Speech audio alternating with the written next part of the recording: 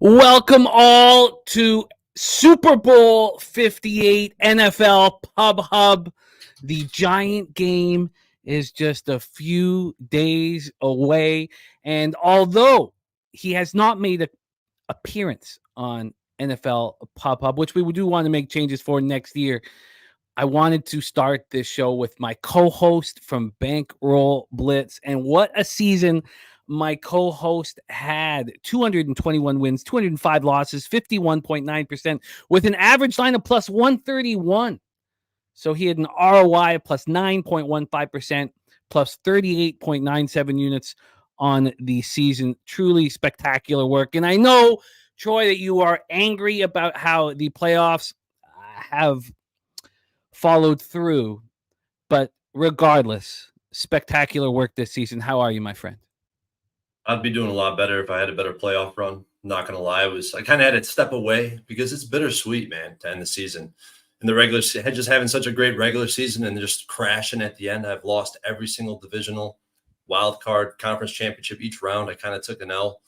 After the season, I felt like I was operating with a massive edge, and just things haven't shook out here, man.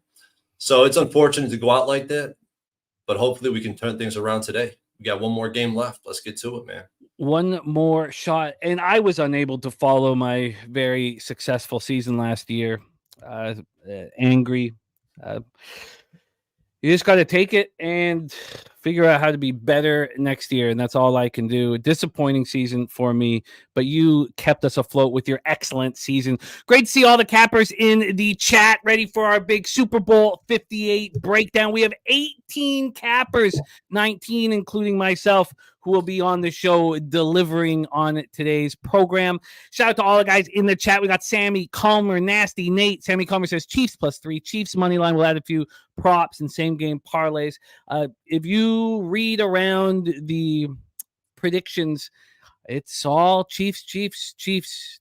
In fact, I couldn't find one 49ers breakdown. 49ers on the spread of the money line. Not one. I couldn't find one. Not one. Yeah, I usually do that type of deep dive just to see what the industry is on, and I was the same way.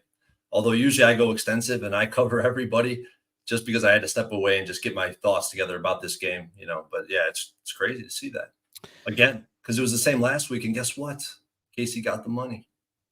Well, yeah. Well, I guess it wasn't the same necessarily. Definitely not. No, there was a lot of people on the Ravens, and us as a group on NFL Pub Hub in the conference finals had the worst performance that we've ever had. In fact, of the 15 cappers that we had for the conference finals breakdown, only 2 were in the black. Was it Dutch and Birdie? No, it was Birdie and MMA Locker Room Mills. They were our 2 in the black. And Birdie is now our overall leader. He'll be on here shortly. Shout out to everybody joining us. J-Dub in the house, too. We got Real Deal Prime, Gerald Jones, Michael Johnson, Al Cervic, Wine Time Sports will be on the program, as will Sean Higgs and Flash, who are both here in the chat. Harold Williams, Slatsy45 says, 3 times the charm, my guys, sitting on the 49ers future, so have the same 2 bets on the Chiefs. Cocaine Cowboy has a kilo on Kelsey TD. Harold Williams, I know. Now, Cervic, great to see all of you guys. Thank you for joining us. Let's get right to work. Let me quickly tell you who is on this show. Troy and I are getting it started. Then Bobano, Birdie, Sean Higgs, Peter Loack, The Big Ragu, Flash, Dutch, Guns, Brizzy, Tim Earl, LJ, Ramon Scott, Wine Time, MMA Locker Room, our guy Millsy, then Marley, Nicholas Earl, and Dave Rogers shuts us down. So my situation is this. In the Pub Sports NFL Confidence Pool, if I pick the winner of this football game, nobody can beat me, and 3 cappers can tie me. Those 3 cappers are Jose Bouquet, Preston Ekdahl, and Rushia. Rushia can also tie me. There's $1,000 up for the winner, and there's prizes for the top 3. So even if you tie atop the leaderboard, there's still cash to go around. And on December 12th, a day that I spoke with you extensively about this bet, this was a time when the Eagles were a dominant force in the NFC, and the Cowboys looked very, very good. And the Chiefs were nowhere to be found. The Ravens hadn't gone on that roll yet, and Burrow had injured himself. And I put $500 on the NFC at minus 120. And I haven't added anything to the 49ers. But I have that NFC rolling since December 12th. I have bet the under 47.5. And my same game parlay is already in. It is the 49ers money line, the 49ers race to 10, the under 50.5, over 2.5 field goals, and both teams to score 10 points with just $100 rec SGP, which opens up an opportunity to bet another one. Or if I don't, maybe if I get more confidence on it, I just bet it again. It's just $100 rec bet at this point, that spot. Hey, this is a great spot to live bet too. I'm gonna touch on that during the cap. So yes, and we will figure out whoever is not at a Super Bowl party will be at our online Super Bowl party right here for our NFL live stream. I will be one of the hosts for. Let me talk about the most important factors here and set a quick table, and then Troy will give us his plan of action. First off, this opened up at minus 2.5. Some people found minus 3s for a few seconds. We're using Pinnacle openers. Pinnacle opened this up minus 2.5. It wasn't a real minus 2.5. At that point, the minus 2.5 for the 49ers at opening was plus 105. So 4 minutes later is minus 2 at minus 105.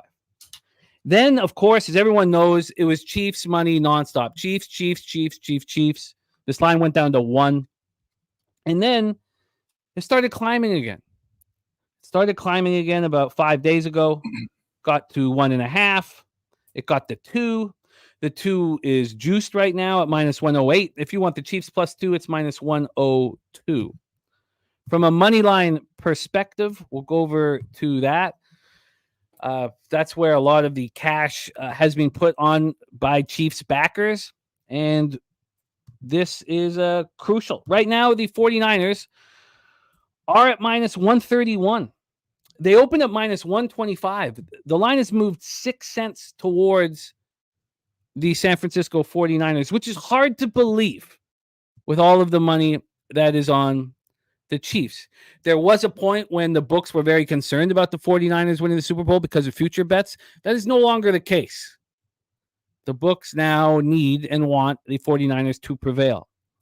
From a total standpoint, this is at 40. It opened at 47.5 at Pinnacle, and it lasted there for 2 days, 48 hours before it dropped to 47. But 47.5s are everywhere, and Heritage has a 48. So that is the line and total situation.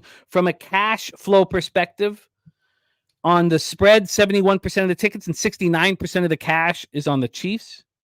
On the money line, 64% of the tickets and 68% of the cash is on the Chiefs. And on the total, 44% of the tickets and 65% of the cash is on the under. And there is a belief that there was no need to move on the under yet. There's a belief that the public's going to come in the 48 or 72 hours before the Super Bowl and hammer this total to the over. So the initial market move in the Super Bowl spread, which initially moved to the Chiefs, has been the right side in 11 of the past 16 games. Championship games. We all know what Mahomes has done as a dog, 10-1-1 against the spread in his career.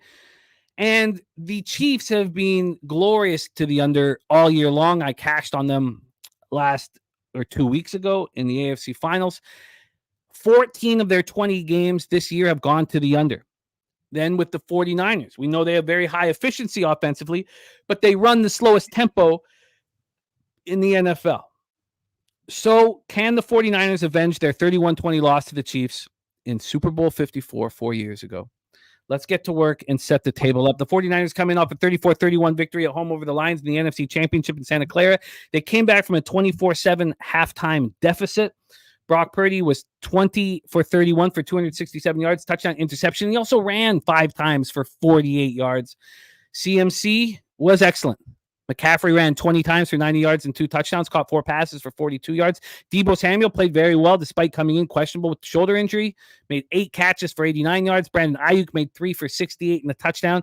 But George Kittle was hard to find offensively, finishing with just 2 catches for 27 yards. The Niners finished 6 of 12 on third down. They're third in the league on third down, converting 48.8% of third down chances in the regular season and playoffs. They were 4-5 in the red zone. They've been the number 1 red zone team in the league, including the playoffs. 68.5% of red zone drives are cashed. The 49ers defense has not looked good. It's been a problem. They've allowed 52 points and 770 yards in 2 games. Against the Lions, it was another situation where Nick Bosa was the only danger in the pass rush. He finished with 2 sacks, 4 quarterback hits. The rest of the team finished with no sacks and 1 quarterback hit. The Lions went 6 of 12 on third down. The 49ers have struggled defensively on third down all year long, allowing opponents to convert 42.1% of opportunities. That's 27th in the NFL. The Lions went 3 for 4 in the red zone. The 49ers red zone defense is mediocre this year, 14th in the league, allowing touchdowns on 54.7% of red zone drives. Now, thankfully, the Chiefs' red zone offense has been weak, much weaker than the Lions' red zone offense. The Niners allowed 4.9 yards per carry on the ground against the Packers in the divisional round. They were outgained 442 to 413 in the NFC Championship game against the Lions. And to win here, we all know what has to happen. Kelsey has to be stopped. He's averaging 87.3 yards per game in the postseason. He scored 3 touchdowns. Since 2018, the Chiefs are 32-5 in any game where Kelsey has at least 8 receptions. So can Fred Warner, probably with the help of Logan Ryan, that's what we expect from an X's and O's standpoint, slow down Kelsey. The 49ers have lined up in zone on 67.6% of their defensive snaps this year. Cover 3 is a mainstay for the Niners. They have 35% of their defensive snaps in the regular season and postseason have been in cover 3. And Mahomes has not been very good against cover 3. This year, he's completed 111 of 166 passes for 1,243 yards, 5 touchdowns, 5 interceptions, and a passer rating of 86.5. Now, do I think that Mahomes is going to struggle in the Super Bowl because the 49ers are strong or adept at cover 3? No. But it's helpful. It's helpful to slow down the best quarterback in the league. The Chiefs are headed back to the Super Bowl for the 4th time in 5 years, defending Super Bowl champs, looking to be the first team to go back-to-back since the Patriots did it 19 years ago. They're coming off a very impressive 17-10 victory at Baltimore in the AFC Championship. Patrick Mahomes with 30 of 39 for 241 yards, 1 touchdown. Kelsey caught 11 passes for 116 yards and a touchdown.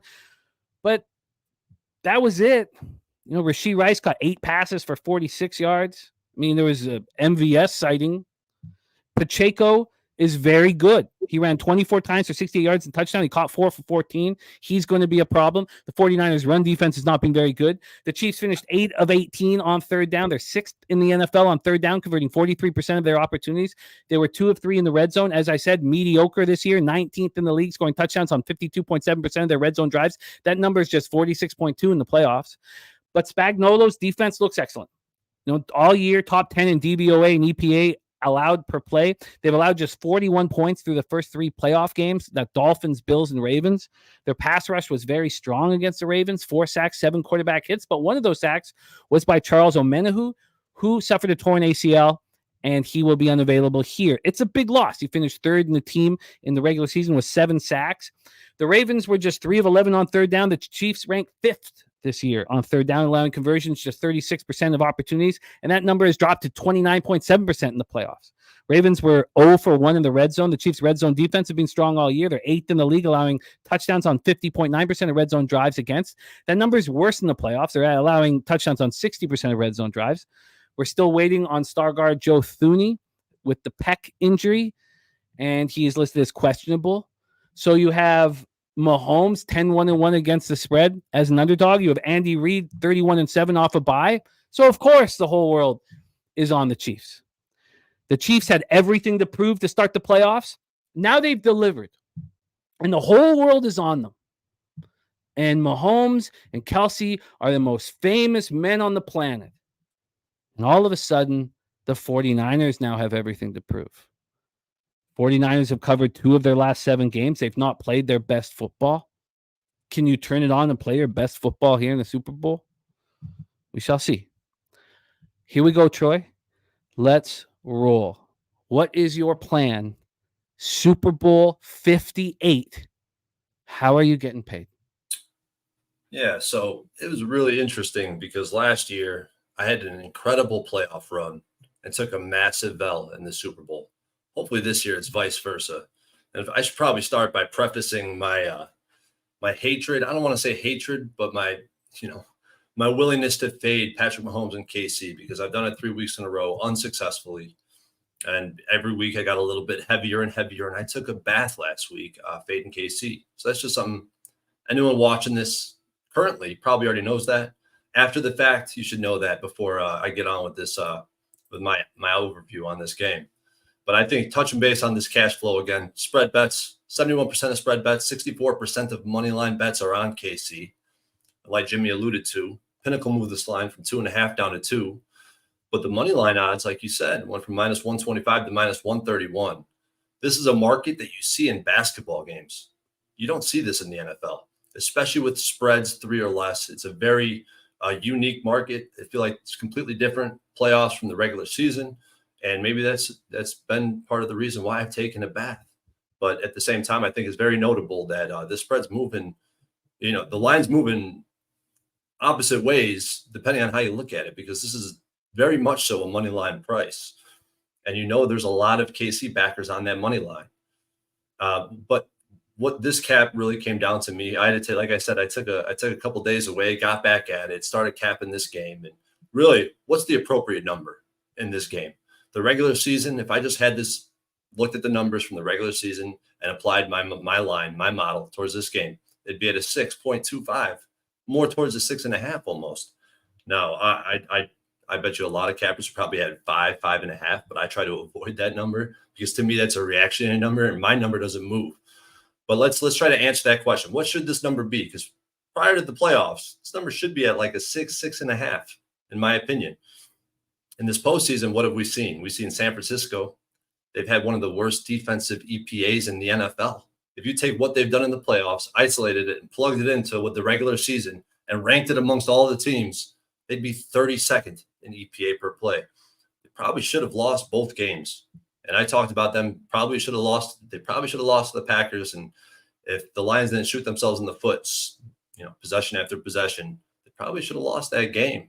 But what do great teams do? I mean, both these two teams are great teams. Don't get it twisted. I don't want to – whichever team wins, I mean, they're both great teams. And one team is really heavily weighted towards quarterback. But the 49ers are a really complete team, in my opinion. We can't completely discredit what happened with this defense, especially in the playoffs. But that was against two of the best offensive lines in the NFL. I do want to call that out because the strength of this 49ers team is their defensive line. And when they were going up against two of the best pass blocking units, and the Lions are by far and away the best offensive line unit in the NFL. And KC offensively, so you have San Francisco on one side. They have a real outlier performance as it relates to their defense. And on the KC side, you're having an outlier performance as it relates to their offense because their numbers in the postseason, or really since the Bengals game, have been completely different from what we've seen from this KC team throughout the regular season. And I've touched on this many times, right? Everyone knows this. Now this offense in the playoffs, it was against two decimated defenses in the Bills and the Dolphins, and versus the Ravens. Was it really impressive? I mean, we could talk about it. I know some people would say it's pretty impressive. The yards per attempt, 4.4. That was less than Baltimore. Yards per carry, 2.2. They had 5 first downs from penalties. Ravens had 0. I mean, the question really is, do you value a 3-game sample size, or if you want to extend it back to 4 with the Bengals and this KC offense, or do you value a full season of data where this spread should be 6? In my opinion, and you probably not to anyone's surprise, I value a bigger sample size. When I look at this KC offense, I don't think I could change my thesis. I mean, their performances, the Bengals, the Dolphins, and the Bills, that doesn't get me there. And against this Ravens team, they struggled mightily after the script was exhausted against the Ravens. After the first 2 drives, which resulted in touchdowns, they had 4 first downs, 2 of which were from penalties. If you look back in the regular season, it's pretty much a very similar story throughout the regular season. This team was 29th in second half points per game. San Francisco, on the other hand, was first. When I look at this San Francisco defense and I try to, what is real on how they performed this postseason? That's the question I was trying to answer. I had to go back and watch the tape, and it's really you're splitting hairs. They did, because I want to put so much credit. Maybe it is my biasness to want to fade KC again, but they did struggle versus two of the best offensive lines in the NFL, and that was clearly a major factor in these games. And I mean, if you look at what they did, week over week, and you look at that first, like I talked about this a couple weeks ago after the Packers game, where they looked like they got diced up on the ground. But if you remove that one carry by Aaron Jones, where he took it, 60 yards or whatever, it was a completely different story.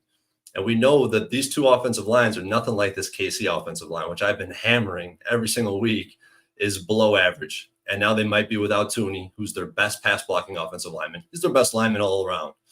And without him, it's going to be a severe downgrade.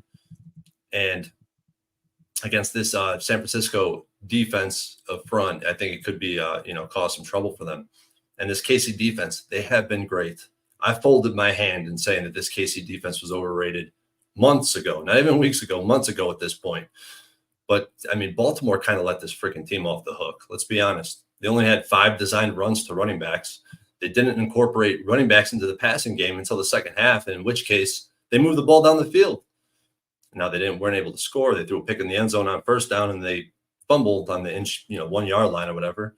So they got bailed out a little bit. But the point there is, I don't think this San Francisco 49er team, I think they know their identity.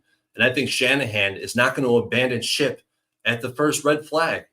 If something goes wrong, the Bills abandoned ship when they got stopped for 2 carries in the backfield. They completely abandoned the running game, which was working every play before that. And the Ravens, they didn't even try to run the ball. I can't even explain what they try to do. I trust I trust that Shanahan has an appetizing game plan. I just couldn't get to this price without giving some type of points for the Taylor Swift narrative, which extracted all its value at this point. There's no more football to be had. This KC offense is not as good as we've seen, in my opinion. So going back to the first 2 questions that I asked, do you want to put all your eggs in the basket of San Francisco's defensive EPA in the playoffs, or the KC offense and how they performed over the past 3 to 4 weeks? In my opinion, KC offense is not as good as we've seen, and the San Francisco defense is better than we've seen. Now, I'm still downgrading this defensive unit, but still, that only gets me to a 3.5. A 3.5. I can't get this number below 3 based on how I have it graded. I think Shanahan's going to have a proper game plan. This kind of reminds me of like LeBron in Cleveland. He can get to the finals every year, but can he win it with nobody, backing him up? I mean, I don't want to say nobody, right? It's football. It's a team game. You get there as a team, but Mahomes has really put this team on his back. Ultimately, man, I'm on the Niners. Yeah, just like you, I'm on the NFC to win the championship. I bet that, months ago at this point. I got the money line at -125. I got -2 at -105. Just like you, Jimmy, I'm on the under 247.5. And I haven't posted that yet, but that'll definitely be hitting my Twitter tonight. I bet the under 247.5. And just thinking about the pace of play. And like I said, I'm over basically I gave you the reasons why. KC's offense is overrated. KC's defense is underrated in this particular matchup. And both teams are very slow-paced, methodical teams. Now, I know that KC's offense has been getting to the line faster. They're snapping the ball slightly higher in the shot clock. See, I've already moved on to NBA. In the play clock, they're snapping the ball a little bit faster, but it's still one of the slowest paces in the NFL. And I'll be looking to live bet both San Francisco and the under, because we know what KC does. They like to come out. They have a script that they stick to. Patrick Mahomes is very, very good at executing the game plan. Maybe they get up early. Maybe there's 14 points in the first quarter. Be a perfect opportunity to live bet the under. And I'm only looking to live bet San Francisco. Probably not to anyone's surprise. Marvelous Mike's in the chat already saying, another L, Troy. He was warning me before I even started talking. And I know everybody will. And I know everybody likes the Chiefs in this case. And I'll give you some database trends, because the database has printed money. In every sport since I've implemented the database, back to MLB, the NFL, and now in the NBA, it's producing. So I think it's important now. Is it important in this market, which is completely different from the regular season? I don't know. Take it for what it is.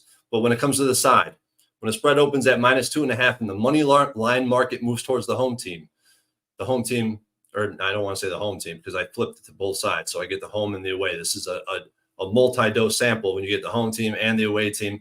When the spread opens at 2.5 and the money line market moves one way, the money line market is 20-11 straight up. Totals that open at 47 or 47.5 and move to the under, 17-5 to the under. And if a spread is a field goal or less, the under is 8-2.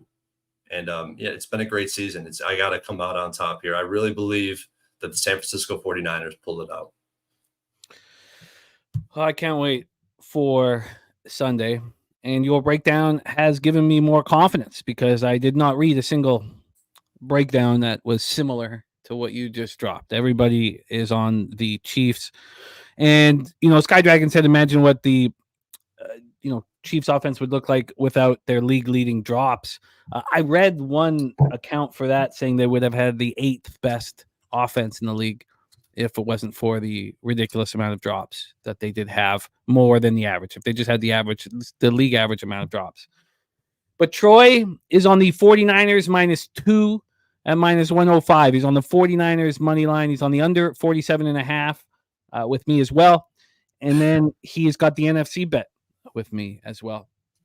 That is Troy Torrance. The last bets made here on the football season this year. And you were incredible. Great work this year. You carried the show. Thank you for that, because somebody has to be winning on a show. You can't have both cappers losing because it's unwatchable. So thank you for everything that you did, Troy, my friend. And please, everybody watching, support our guy, Troy, on X, at Troy Torrance11. He drops all of his action there. Troy, excellent work this year, my friend. Can't wait to do it again next year. And thank you for all that you did, man. Do you have any last words for the cappers supporting the show? Yes, sir. It's been a great season. Every year that passes, we get a little bit stronger. And it's been a blessing sitting up here with you, Jimmy, giving me the opportunity and the platform to show off how much work I put in, because make no mistake, I put in an incredible effort every single week to come here fully prepared and to give you guys what I presume to believe, especially before this Kansas City debacle, was an unbiased analysis. And that's what I try to do every single week. I put in the hours. I hope you guys appreciate that. This is the best damn community in the world, man. Pub Sports Radio.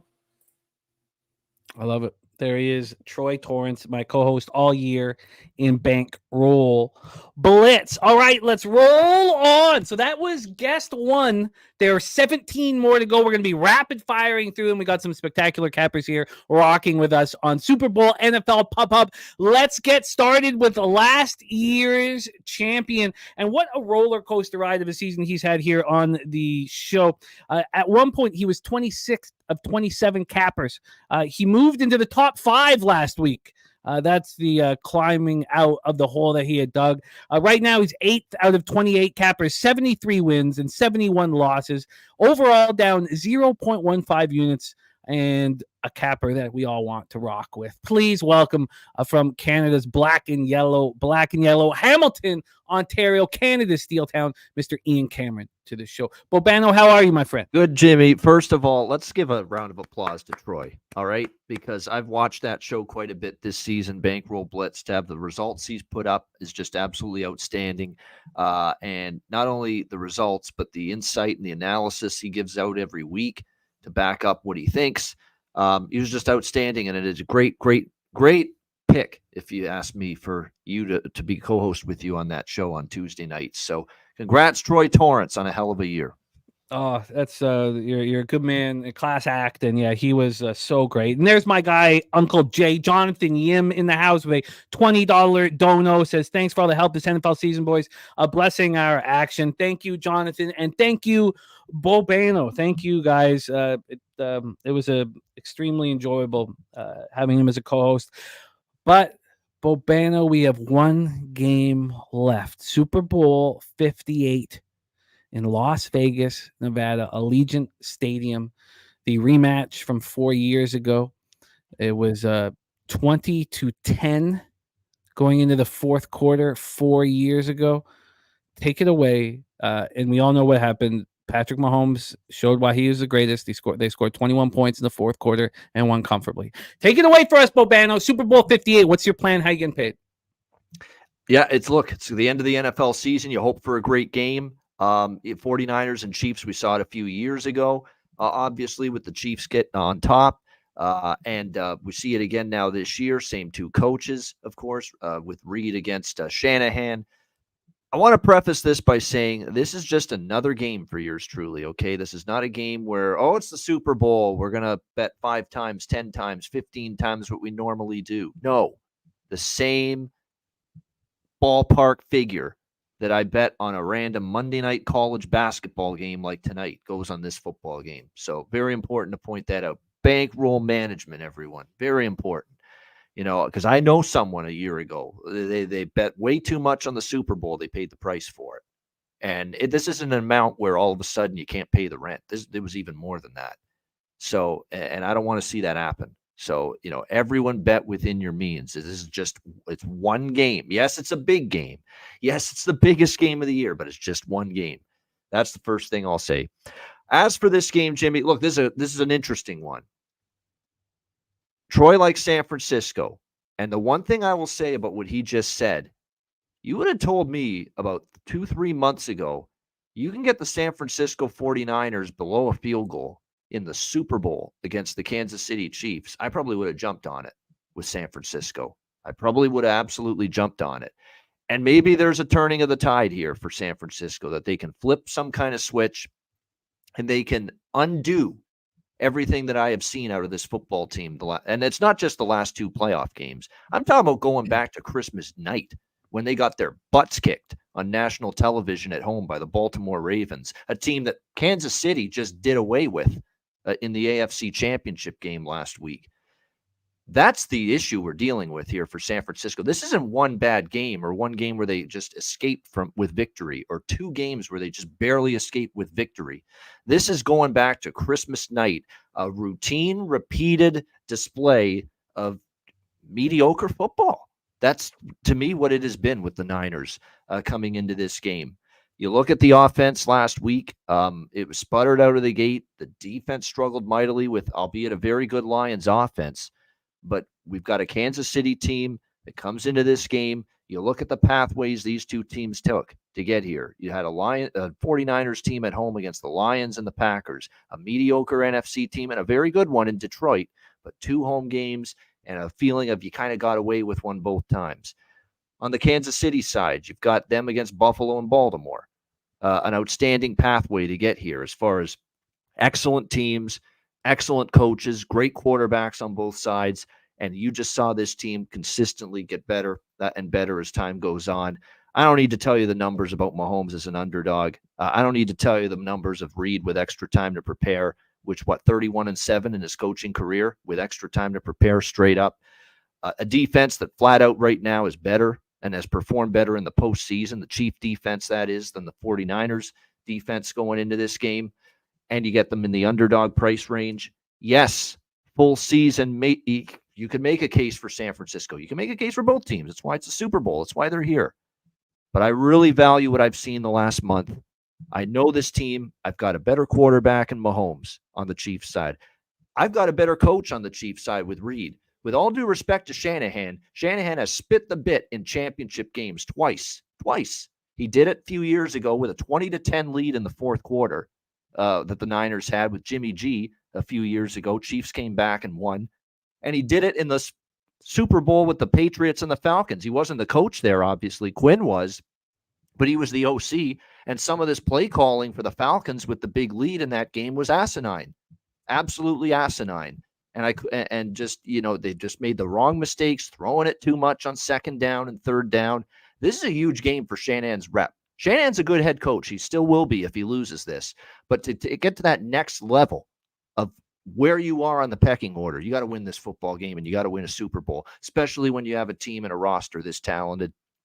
I'm not sure he will, though. I like the way the Chiefs are going to keep the show moving. I'll just wrap it up by saying I like Kansas City here, +2.5, -115 at FanDuel in this game. The total I lean over, but I will not make that official. because I think we could see a slow start and then we get a better number in game. That's usually the way I approach it as far as the Super Bowl is concerned. And there are some props I want to make official plays as well, because I think there's some really good opportunities here in the prop market. First and foremost, let's start with Kansas City props in this one. Look, you can call it what you want in terms of it looks like Captain Obvious. Everybody and his brother is going to like this prop probably, but I cashed with it easily last week, and he's rediscovered that connection with Mahomes, and that's Kelsey. Over 70.5 receiving yards, -110 at Bet365. Nothing really more to say to that. He's got that chemistry going right now with Mahomes. I could see that. And I like Rashee Rice for Kansas City, but rather than receiving yards, I'm going to go for the touchdown prop, +158 at Pinnacle. I really think that's a good price. He's clearly established himself to me as the best receiver on this Chiefs team. So I like that. And I do like some Sanford. And one more, too. I forgot. Mahomes over rushing yards. I think you're going to see in a game of this magnitude, you're going to see Patrick Mahomes a willingness to run the football, no question. So over 25.5 with Mahomes rushing yards here, -110 at FanDuel. So that's the Kansas City props. San Francisco props. I mentioned rushing yards for Mahomes. I like rushing yards for Birdie. In fact, I think I like rushing yards for Birdie even more. The number's only 12.5. It's -120, or sorry, -110, I should say, at Bet365. Brock Purdy over 12.5 rushing yards, -110. He got into the 40s against Detroit. We've seen this kid have a willingness with key second and third downs to run with the football.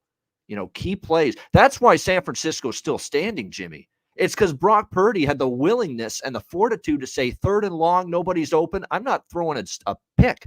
I'm going to run with the football and make it happen. So I think you're going to see him a willing runner in this game. And I think 12.5 is just way too low given his willingness. He got to 16, 17 yards in a couple of the games down the stretch in the regular season too. So over 12.5 rushing yards, -110 for Brock Purdy. And I'm this one is going to be a popular one too, but popular doesn't always lose. Popular can win too. It's a big number. It's a hefty number.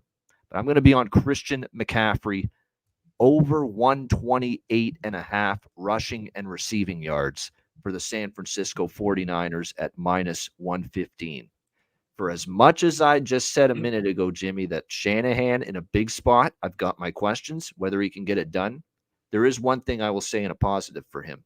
He will most certainly have a better offensive game plan coming into this game than that schmuck Todd Monken did for the Baltimore Ravens. You better believe it. And he's not going to be a fool like Todd was and see a 28th ranked run defense and say, no, let's not attack that. Let's throw all over the place like Monken did. He's not going to think that, Shanahan. This is going to be feed this guy who might be our single best football player on the offensive side of the football on our team. Feed him early, feed him often, whether it's catching the ball out of the backfield, running it.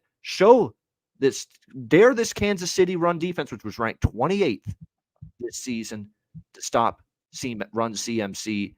I think he'll have a big day. Win or lose, I like this prop for San Francisco. Whether they win, he'll have a big day. And if they fall short, I think he's still going to have a huge day and be a critical component with this San Francisco offense. So, yeah, it's a high number. It's not a bargain, but I think he can get there with over 128.5 with Christian McCaffrey over rushing and receiving yards. And one more prop before we wrap this up. And I'm going to have a lot more, but, I tried to, chop it down, isolate it to just some of the that I like the most. The other tight end. How can I not with our guy? Everyone loves hearing it right here. Kittle. George Kittle for the San Francisco 49ers over 47.5 receiving yards, -110. I'm not going to make this official. One last thing I will say, I'm not going to make this one official. Although, gosh, I will. What the hell? It's the Super Bowl. It's the last game. I got a sense, Jimmy. I've got a feeling, as the Black Eyed Peas would say, Kyle Juszczyk is scoring a touchdown for this team. I don't know why. Well, I know why. I almost saw him score against Detroit. And he got a red zone call right close to the 5-yard line there. The price is too strong to ignore. I remember the last Super Bowl San Fran and Kyle Shanahan was in against Kansas City. Guess who scored a touchdown in that Super Bowl, even though they lost with Jimmy G? Kyle Juszczyk. He found the end zone in that Super Bowl. Don't put it past the Niners offense to get Kyle Juszczyk involved down by the goal line, and don't be shocked if he finds the end zone for the 49ers. And at this price, I will put it on my card for our Super Bowl Pub Hub, Jimmy. Kyle Juszczyk, San Francisco 49ers, anytime touchdown, plus 1,000, 10-1. That price is out there at FanDuel, PointsBet, BetMGM, among others right now. Well worth the shot. There you have it. I love it. I love it. Bobano. Let's review Bobano's action. Chiefs plus 2.5 minus 115. Kelsey over 70.5 receiving yards. Rashee Rice anytime touchdown plus 158. Mahomes over 25.5 rush yards. Purdy over 12.5 rush yards. And both did the opposite last week. Mahomes was way under and Purdy was way over. See what happens this week. CMC over 128.5 rush and receiving.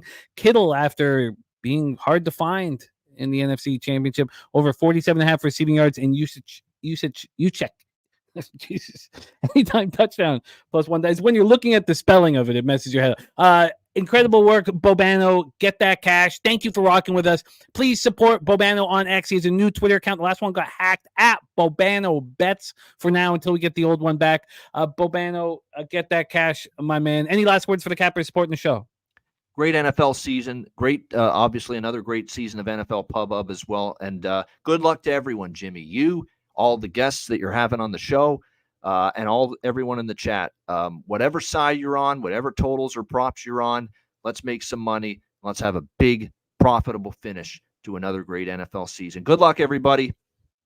There he is, Ian Cameron. We go from a Bobano to the man at the top of the charts, our number one capper this year in NFL Pub Hub, buoyed by a 30-28 plus 17.75 unit playoff. He has been very, very good. In the divisional round, he had the best week that anyone has had on our show. He went 14-9 plus 12.85 units. In the conference championships, he was one of only two cappers of 15 that were in the black on that show. His average line for us this year is plus 151. His ROI plus 16.02%. And here he is right now coming to us from Kingston, Ontario. Please welcome Birdie to the show. Birdie, how are you, my friend? I'm very good, sir. How are you? I am wonderful, Birdie, and it is not the time to hear my voice. It's time to hear yours. Excellent work this year, sitting atop the leaderboard. How are you hammering the Super Bowl? I'm all ears, and I'll be writing quickly. Okay. I am going to break this game down a bit, but first I'd like to echo what Bobano said. Troy, you're a hell of a find. Respect the hell out of you, and I can't wait to see where you are 5 years from now. Okay, here we go. So I'm going to be on the Niners. My betting, I'm attacking it a little uniquely, as folks have seen that have followed the show. So a couple of things I want to address. The Niners struggle in the run game when they're playing teams that attack edges in their rush game. So the Chiefs don't do that. The Chiefs run between the tackles, which is running into the heart of the San Francisco defense. When those 49ers edge rushers have to defend the rush because of the scheme they're playing against, what they're really good at stops. They're not going to have that problem in this game. This is a horrible matchup for the Chiefs. And yes, people will look at past events and say, how can that be said? Well, I think timing and when the games are played are very meaningful. And this 49ers defense started to take a decline when Fred Warner got hurt. Then Greenlaw got hurt. And those two guys in the middle of that defense are the heart and soul of it. And there was no coincidence that the run game started to falter.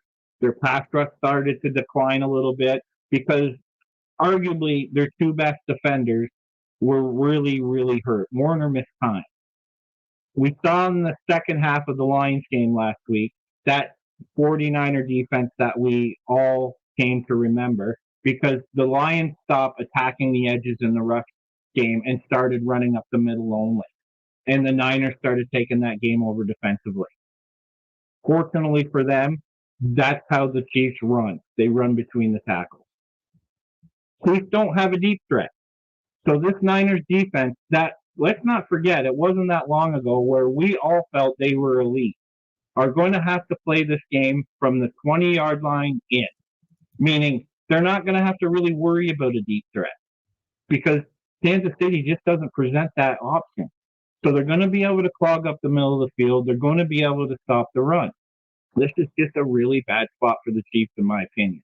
Okay, so saying that, we're going to go this way with our bets. We're going to go with the Niners Chiefs under 47.5 at -110. Okay. We're going to go under 47.5 and tie that with the Niners plus 10.5. So these will be all same game parlays at plus 115. Okay. We're going to take the under 47.5, tie that with the Chiefs at plus 10.5 at plus 130. And then we're going to take the under 47.5, tie that with the Chiefs at plus 14.5 at plus 110. Okay. All right. Next section will be a Fred Warner section. So we're going to go Fred Warner over 8.5 tackles and assists at plus 115. As I say, Kansas City runs through the heart of that defense right at him. I think that number is really low. And then we're going to take Warner 8.5 tackles and assists, Niners plus 10.5 at plus 150. Warner again with the Niners 14.5 plus 135. Okay. And we're going to take Warner and the Niners at plus 17.5 at plus 130. Okay, wait, just slow down for a second for me. So Warner and the Niners plus 17.5. Plus 130. Okay. And then we're going to flip to the Warner with the Chiefs at plus 10.5 at plus 150. Okay, wait, just slow down. I made just a couple errors here. Let me just fix this again. Okay, so Warner and the Chiefs plus 17.5? 10.5. 10.5. Okay, 10.5 plus at what? Plus 150. Okay. And then the Chiefs and Warner at 14.5 at plus 135. Okay. And then the Chiefs plus 17.5 at plus 130 with Warner. And the Chiefs plus 17.5 at plus 130. And the straight bet for Warner over 8.5 tackles and assists, did you say that was a plus 115? Plus 115. Yeah. Wow. It was. I got it at plus 125 Saturday. That'll come down as the weekend gets closer. And then the last little section here, we're going to go Noah Gray over 1.5 receptions at minus 115. Okay. And we'll tie that with the Niners plus 10.5 at plus 115. Okay. And we'll tie that with the Chiefs plus 10.5 at plus 125. Okay. And we'll tie that with the Chiefs plus 14.5 at plus 110. Plus 14.5 at plus 110. And the last bet for this season will be a same game parlay. McCaffrey, Pacheco, anytime TD at plus 160. CMC and Pacheco, anytime TD parlay. And what was that at? Plus 160. 160. So let me review action here for Birdie. Under 47.5, under 47.5 in the 49ers plus 10.5 at plus 155. Under 47.5 in the Chiefs plus 10.5 at plus 130. Under 47.5 Chiefs plus 14.5. Wait, why would the 49ers plus 10.5 with the under 47.5 pay more than the Chiefs when the 49ers are the favorite? Just doesn't make sense. Well, I'll keep going though. Under 47.5 and Chiefs plus 14.5 at plus 110. Warner over 8.5 tackles and assists at plus 115. Warner Niners plus 10.5 plus 150. Warner Niners plus 14.5 plus 135. Warner Niners plus 17.5 plus 130. Warner and the Chiefs plus 10.5 plus 150. Warner and the Chiefs plus 14.5 at plus 135. Because here the Warner and the 49ers plus 14.5 and the Chiefs plus 14.5 is the same. Warner and the Chiefs plus 17.5 is plus 130. Then Noah Gray over 1.5 receptions. Gray with the 1.5 receptions with the Niners plus 10.5 at plus 115. Chiefs at plus 10.5, 125. And Chiefs plus 14.5 plus 110. And CMC Pacheco anytime touchdown parlay at plus 160. And we can go over it to make sure we have the numbers correct. I just check that one out, and I'll look too. Cool. I wrote them down. Cool. So then with this, can you touch on your expectation of Warner quickly? We got to be tight, but touch on your expectation of Warner and his expected situation dealing with Kelsey, and then that's exactly it. But the problem, or not the problem, the Chiefs are going to run the football, and they're going to run the football up the middle. I expect the Chiefs to run the football probably between 18 and 25 times in this game, depending on the score. So I think I get there with just in the Chiefs running game based off how the Chiefs run their offense. I do think he'll probably be on Kelsey a little bit here.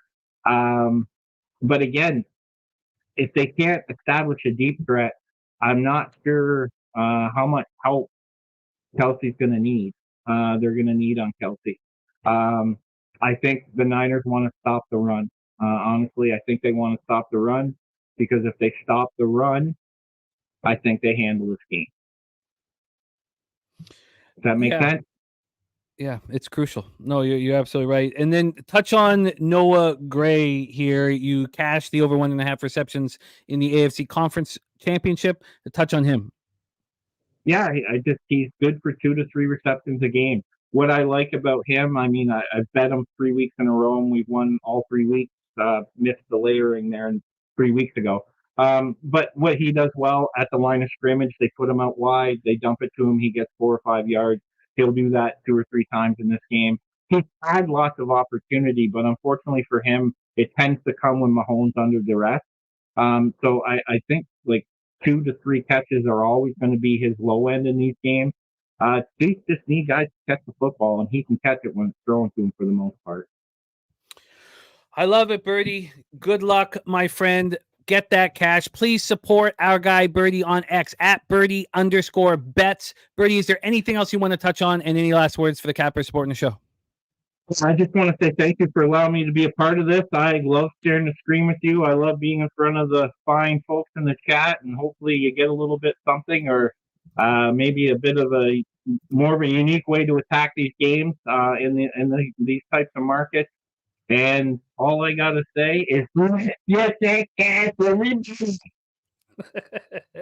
There he is, Birdie in the house, and Hector, my man, Bad Hombre, saying he's also loving the Noah Gray over 1.5 receptions. All right, let's roll on. Your next guest is second out of 28 cappers, 44 and 38 plus 16.02 units on our show, and it's been extremely impressive what he's done all year long. In fact, let's just take a closer look at how impressive it has been.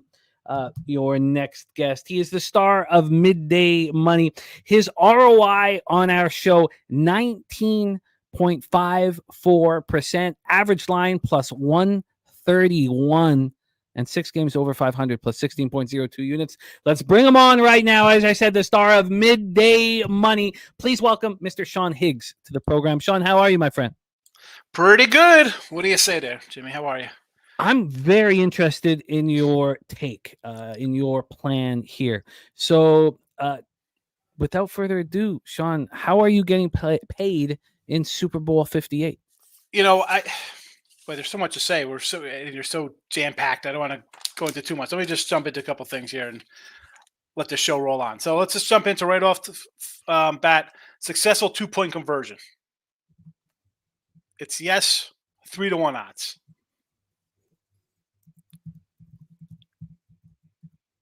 I'm going to move next to Noah Gray over 12.5 receiving yards. Okay. 300. Okay, so you're also on Noah Gray, but you're taking him on the over 12.5 receiving yards. What's the juice on that one? That was 113. Minus 113. Yeah, okay. I mean, keep rolling. As I'm crazy offshore. Both teams to make a 33 plus yard field goal is minus 128. Plus 33 yard. The field goal is plus 128. Okay. Minus 128. Oh, That's a minus. thank you. Yeah. Okay. As much as I love my plus monies, that's my OnlyFans plus Dollar Daddy. That's my OnlyFans. There's some pictures of my feet. That's a Tim Earl thing. He likes that. Tim Earl came up with that. Sick bastard.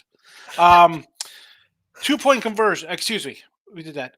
4th down conversions. KC, yes, minus 110.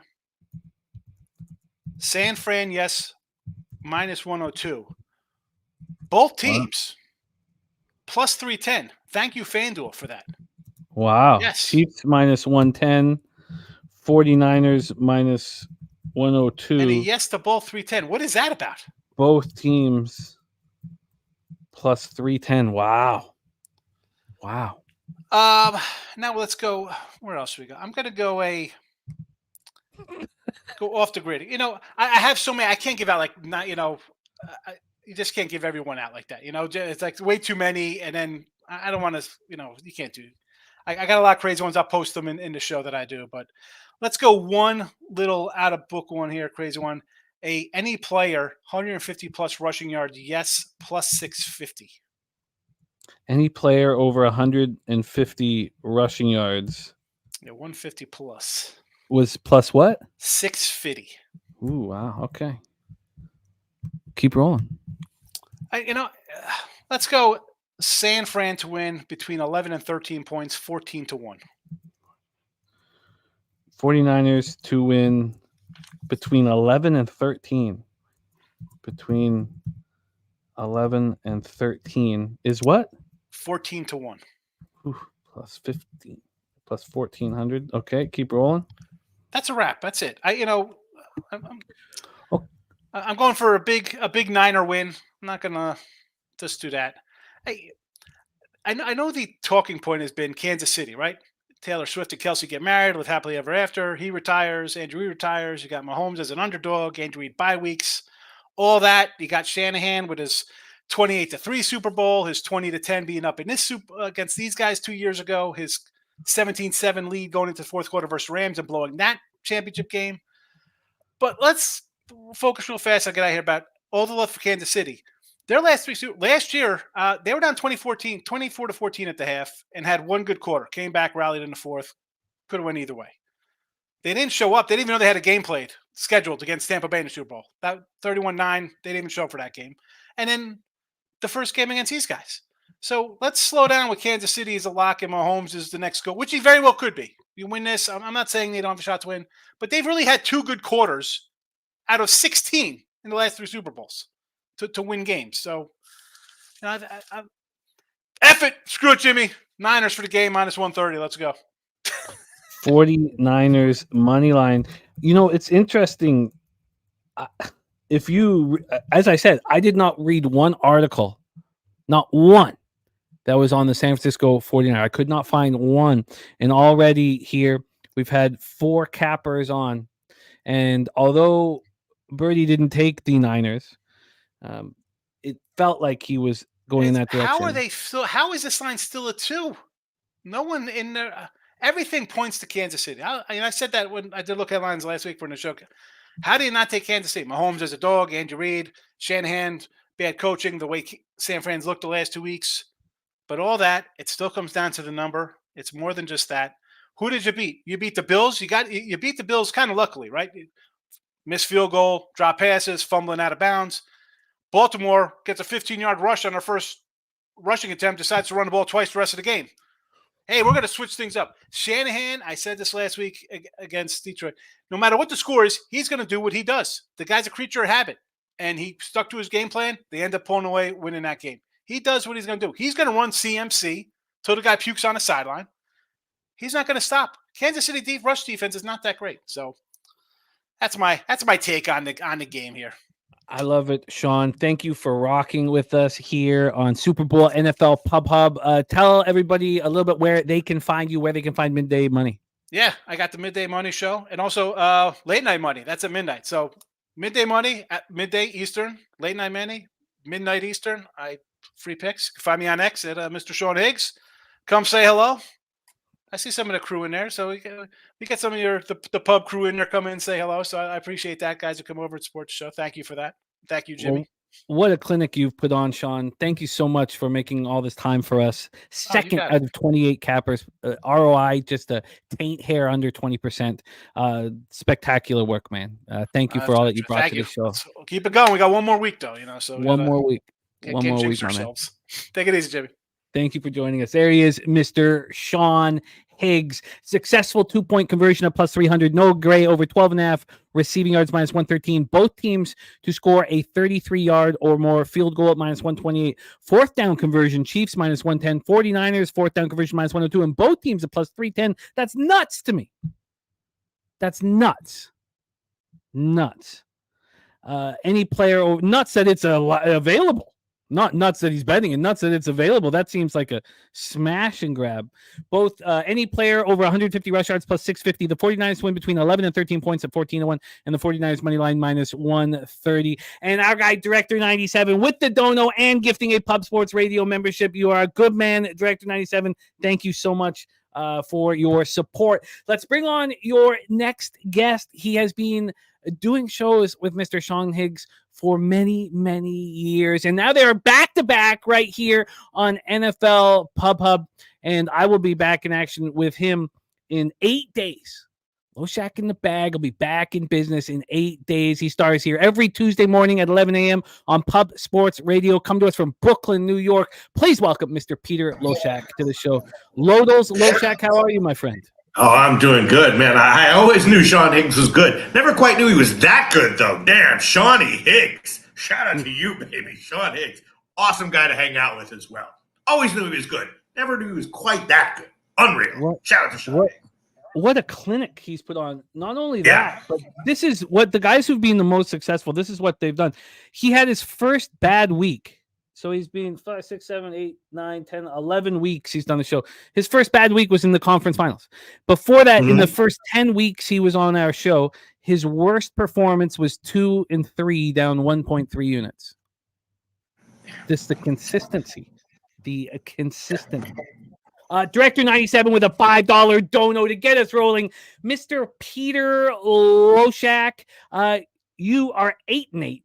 Down 1.41 units overall on the season. Let's get you in the black to finish this off, my friend. And it's not easy to be in the black, as you know. We've had 28 cappers on this show. Peter, 28 cappers on the show. How many do you think are in the black?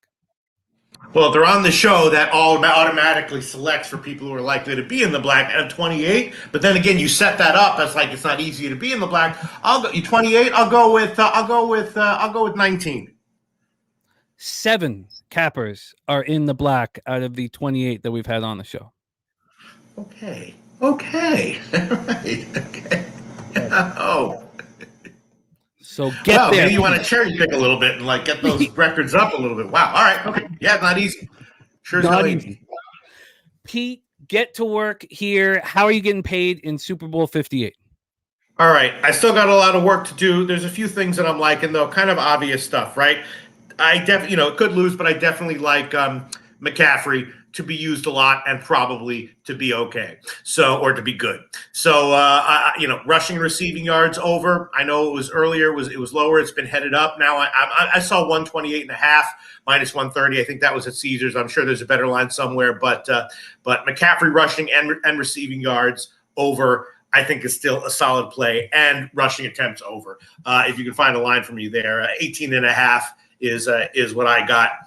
Should be around 115 or so, but it might have gotten bet up. So I'm not sure what it is right now, but just automatic initial no-brainer plays for me were McCaffrey rushing attempts over 18.5 and rushing and receiving yards over was 126.5. I do see 128.5, probably a little bit better there, better somewhere else. But those are the 2 plays I'm liking. You need me to quote an actual book and line right now, Jim? No, we got both already locked down on this show, so both are right. The number you said at minus 115. Yeah. Then I also kind of like, and this one is a little bit iffy, but I think I'm going to go with it. The Amador Lenore tackles and assists over 4.5. That has also gotten bet up, which makes me think that, which makes me like it, even more than I did initially. Obviously, it's been a revelation of a year for him. He's a very aggressive player. He's probably more likely than not, I think, going to shine in the Super Bowl. And I think that his style of play fits in well with what the Chiefs are likely to do. Right? He's been playing a lot more in the slot right now. He's very aggressive against the run, so I think he's going to get a lot of opportunities to get tackles and assists in this game. And 4.5, very impressive player. I love his attitude. I don't think he'll wilt in the Super Bowl. On the contrary, things will be very aggressive, get the job done here and there, and over 4.5 assists for Lenore. Minus 145 at Pinnacle, better than what it was earlier. I mean, that's worse than what it was earlier, so that's encouraging to me. Probably can't find much of a better line, so I'll just take that 4.5 minus 145 over tackles and assists. You got it. Yeah. And then I also kind of like just the Niners to get the win. I know that all of the, all the narratives and legitimate reasons for people liking the Chiefs, obviously I definitely do trust Andy Reid for real and Shanahan in a big game. Maybe I don't necessarily trust for real. But there's a lot of other reasons for me to like the Niners, and with all of the the narratives that we're seeing, in the media, loving the Chiefs, and legitimately, why is Mahomes still a dog here? And the line hasn't quite moved to pick them yet. Obviously it could lose easily. I genuinely don't like betting against Mahomes as a dog, and I bet on him as a dog all the time throughout his career, and of course mostly won with it. But I do like the Niners to get the win. I'm not exactly sure, if I'll like it as much as I like it now by kickoff, but at Pinnacle, it's just minus 131. I guess I should probably take the -2 and minus 108 or something. But yeah, I like the Niners here to come out on top, to make it happen. A classic situation where a team is coming into a big time game, struggling, not looking great, on paper and on the field. Lots of reasons to not like them. They're still a favorite. They have backlash from the beginning of the year. And so I like the Niners here. 49ers minus 131. More love for the Niners that I was not suspecting we would have here on the show. CMC over 128.5 rush and receiving. CMC over 18.5 rush attempts. And the Amador Lenore tackles and assists over 4.5 minus 145 with the 49ers money line. Anything else you were adding to your card on the Super Bowl? I'll probably watch this video again and add on like 10 bets from bets that people make. People recommended that I agree with. That makes sense to you guys. Right now, that's it for me, Jimmy the Bag. Pistol Pete, Loack, have a great show tomorrow morning. Much. Your last one without me beside you. I'll be back in action. Can't wait to be back in action with you. But a great show you have tomorrow. Mr. Gokster, Connor Mack rolling with you. Pete, thank you so much for making time for us. Please support our friend Pete on X at P Loack. And of course, every Tuesday at 11 a.m. here on Pub Sports Radio. Pete, any last words for the Cappers supporting the show? Let's get them. Let's get them. I love it. I love it. And DJ DG saying, trying to sell this everyone on KC nonsense. Apparently everyone on San Francisco 49ers. Yeah, everyone here, DG, but you can write any book that helps you sleep tonight, because that's all we want. We want you to get rest and stop being such a... Let's bring on our next guest, the season 1 champion here on NFL Pub Hub, and 4th overall in season 2.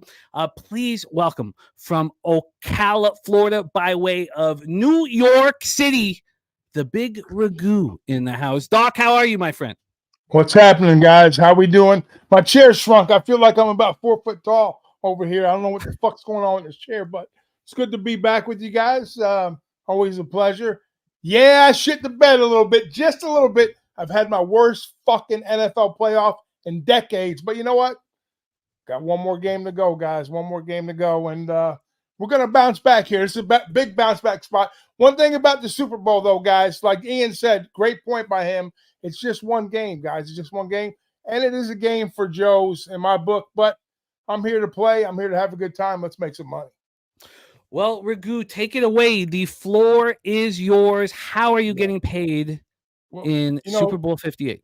This is the game that created the prop markets, period. This game that's going to be played, this weekend is what set the world on fire in the prop markets. Heavily juiced bets, obviously, but now that's kind of snuggled its way into our living rooms and live betting and the whole nine. So we owe it to the Super Bowl. So we're going to pay homage to the Super Bowl on how we're going to bet this game. Now, things change by the week in the NFL. We know that, right? San Fran looked unbeatable. Baltimore looked unbeatable. These teams, Buffalo looked unbeatable.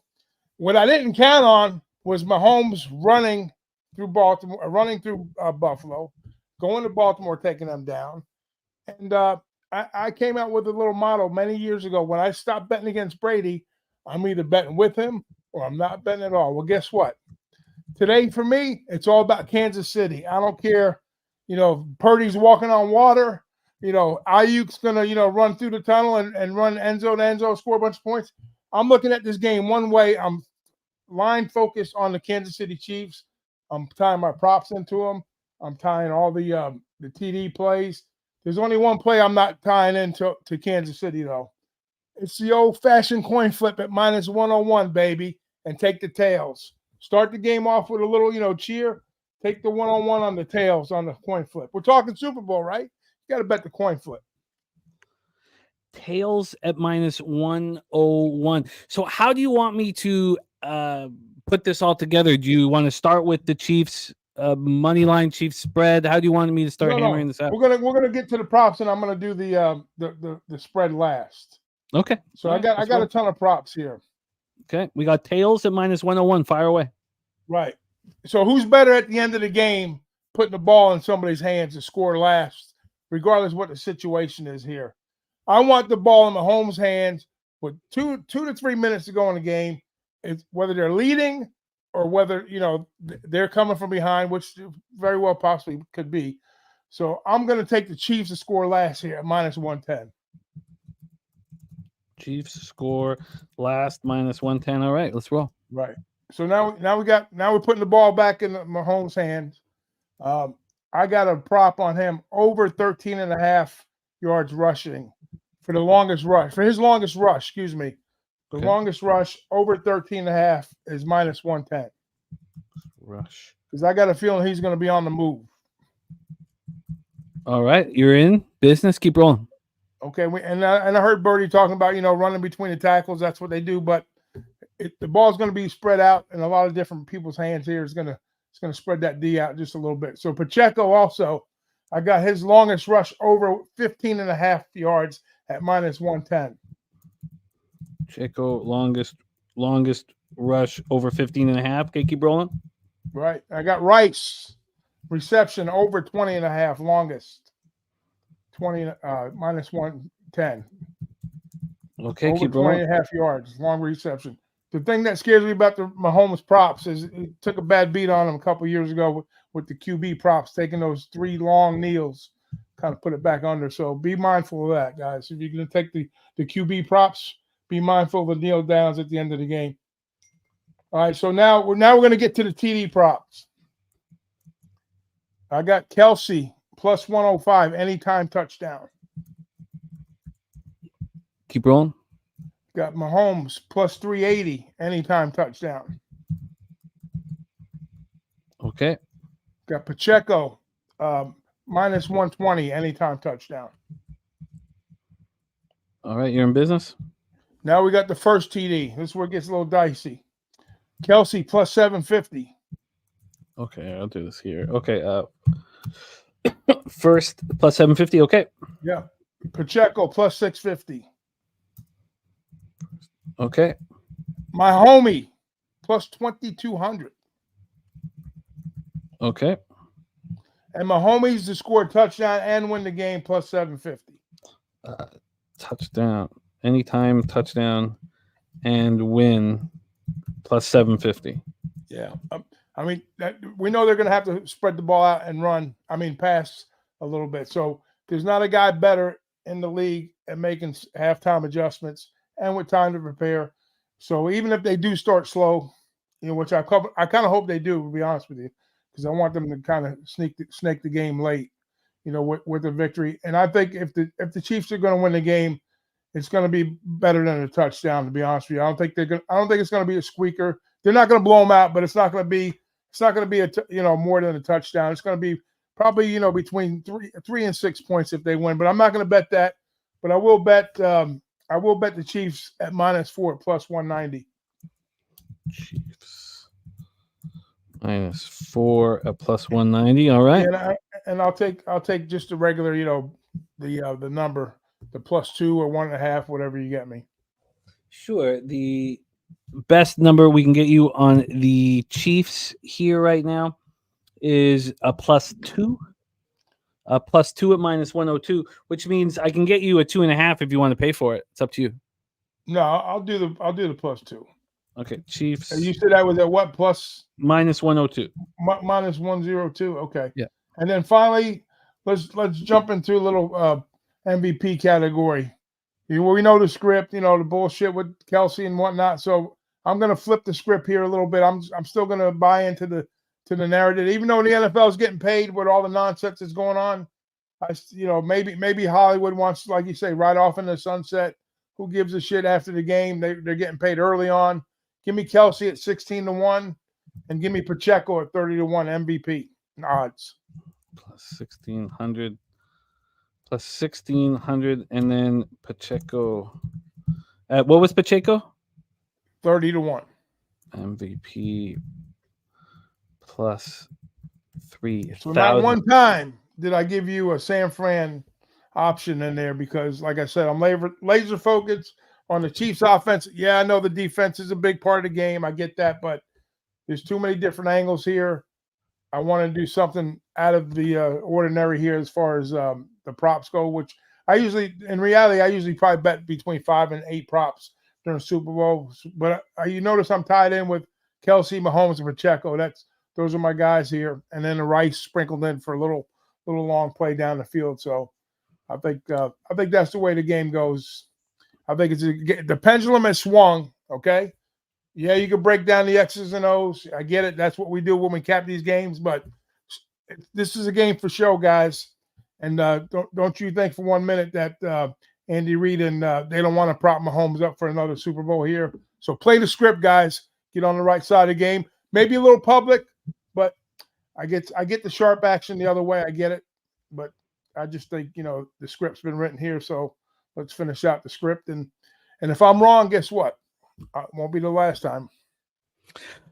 I love it, Doc. By the way, Al, those 4th down conversion props that Sean Higgs was on were on FanDuel.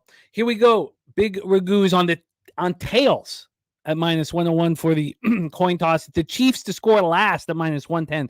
Mahomes longest rush over 13.5 yards. Pacheco longest rush over 15.5 yards. Rice longest reception over 20.5 yards. Kelsey anytime touchdown at +105. First touchdown at +750. Then we have Mahomes anytime touchdown +380 and the first touchdown at 22-1 and anytime touchdown and win at +750. Pacheco anytime touchdown -120 and first +650. Chiefs -4 at +190. Chiefs +2 -102.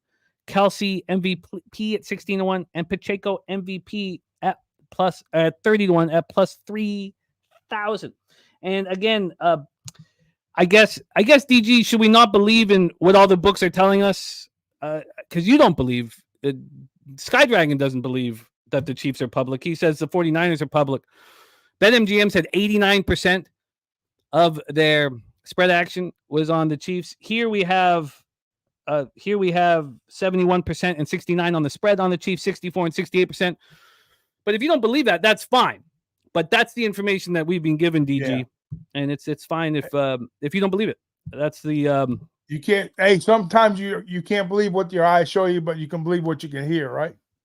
And he's hearing cappers here on the 49ers. And when this is done, you'll hear more people on the Chiefs than the 49ers, DG, just because, that. But we'll see. We'll see how it all bangs out, DG. Doc, thank you for rocking with us. Please support our guy, Big Ragu, on X, at Big Ragu62. Doc, my friend, any last words for the cappers supporting the show? No, nothing but love for the chat, man. I've been busy. I've had some, I had some issues going on, but I talked to you off camera about that. But all love for the chat. and I can't wait to see everybody in San Antonio. Oh, we love you, Doc. Thank you for rolling with us. We go from Ocala, Florida, and we head south. We head south to Escazú, Costa Rica for our next guest, currently ranked 5th out of 28 cappers here on NFL Pub 20-17 plus 2.11 units coming to us from BetUS. Please welcome Flash to the show. Flash, how are you, my friend? I'm good. I told you preseason, 49ers, they were the way to go. And now you were like, no, the Jags. We did that show when I gave you Spain to win the Women's World Cup, and I'm 49ers. And then... But I did not place 1 cent on any Jags futures. So good lad. Good lad. I I on the talked you same off page it. here. I did not say Jags in any form or shape. Yeah, you did. We'll go back and we'll rewind that. Sure, please do, because I would have then had a cent on them. Who was it that you had? I didn't put out any futures in NFL. Oh, I thought you'd like the Jags. No, we but that's all good. Start again. No, it's all good. I'm just not gonna sit here and have someone, tell me that I was on the Jags. And I love you very much, but I'm still not gonna sit back and let that go through. Blasphemy. Okay, listen, I'm not getting in the way of Mahomes, Reed, and all of Kelsey. So I've just gone basically 50-50 right the way down. So whoever wins, whatever happens in this game, I'm going to be taking really good wages out of it.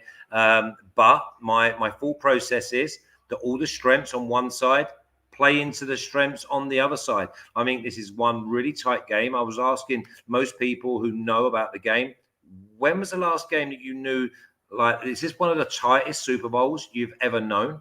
Because if you told me the Chiefs, I have got no argument. You tell me the 49ers, I've got no argument. So all of my thought process and all of my bets now will go into that. So my first one is over 47.5 yard field goal.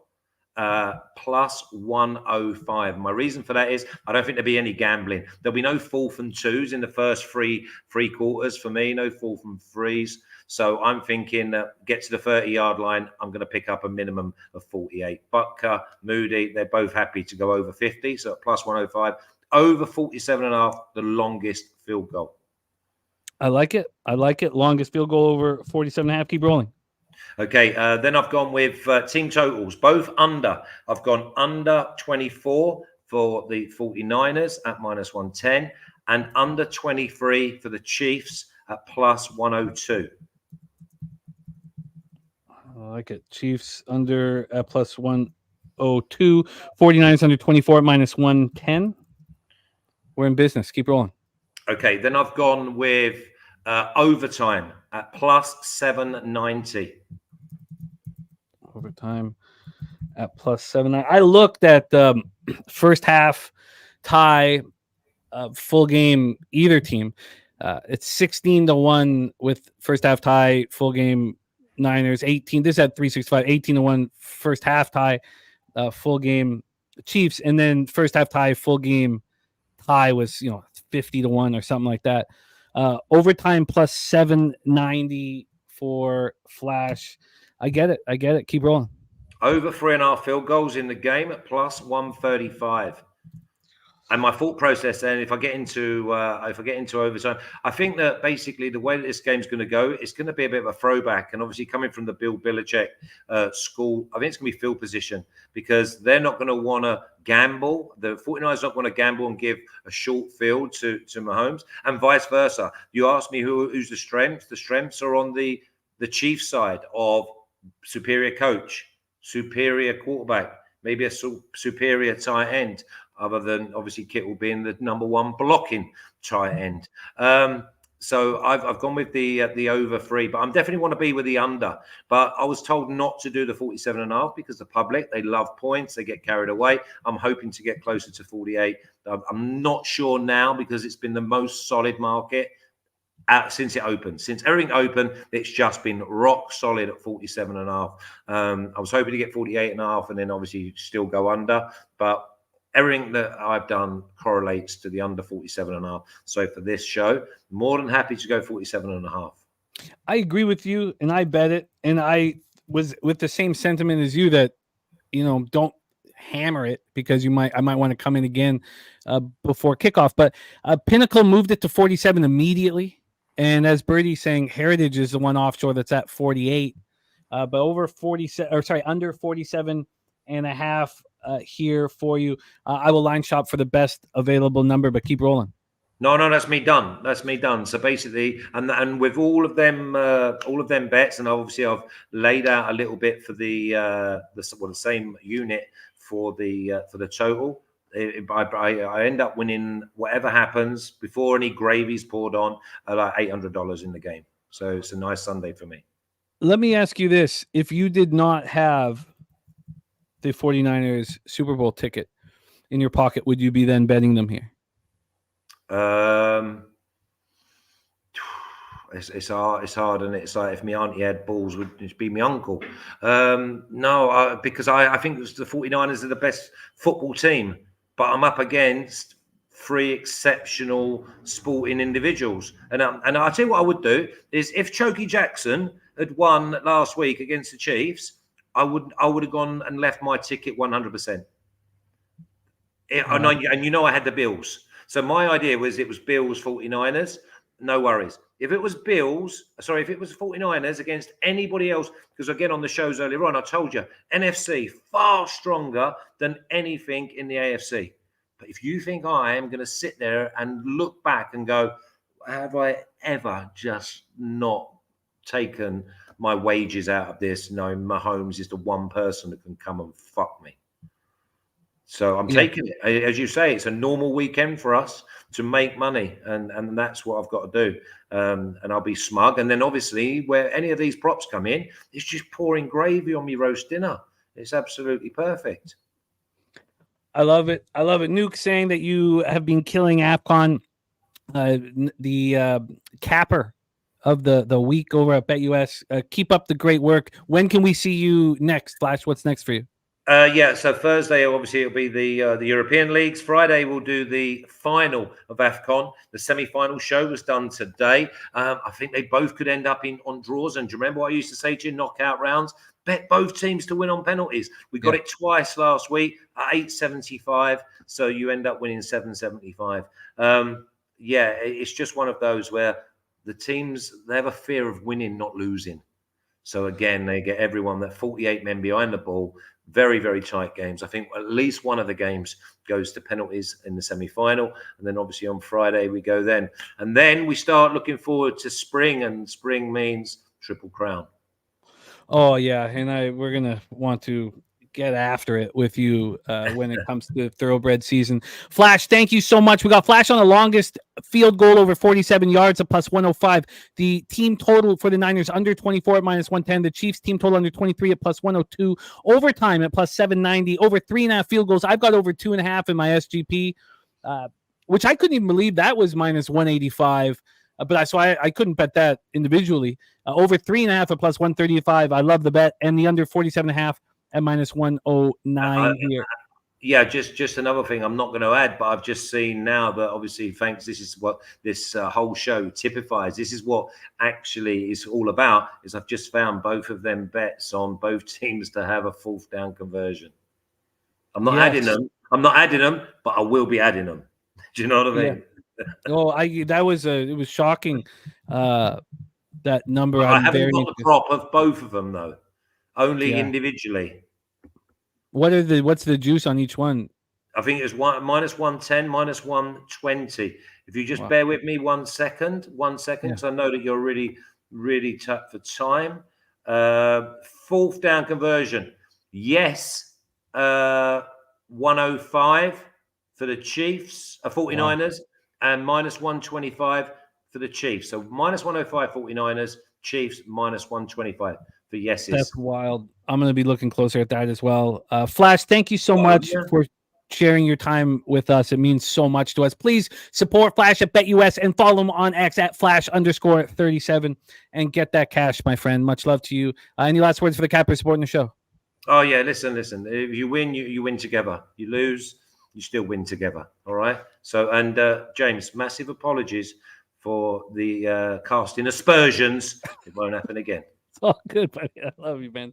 There he is, Flash in the house. We go from Escazú, Costa Rica, a place I miss very, very much, all the way up to Las Vegas, Nevada for your next guest, star of Medicate Mondays. As well, he is the star of our Wednesday night live basketball show, all about the hoops. Please welcome Mr. Dutch Boy Fresh.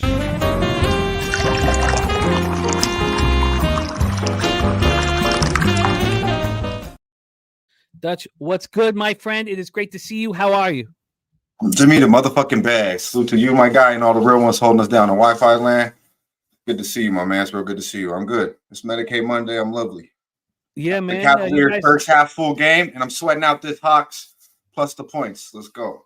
That's how it goes, man. It's how it goes. You guys have been crushing Medicate Mondays. Must watch every Monday at 11 a.m. here on Pop Sports Radio. Let's get into Super Bowl 58. How are you getting paid? What is your plan?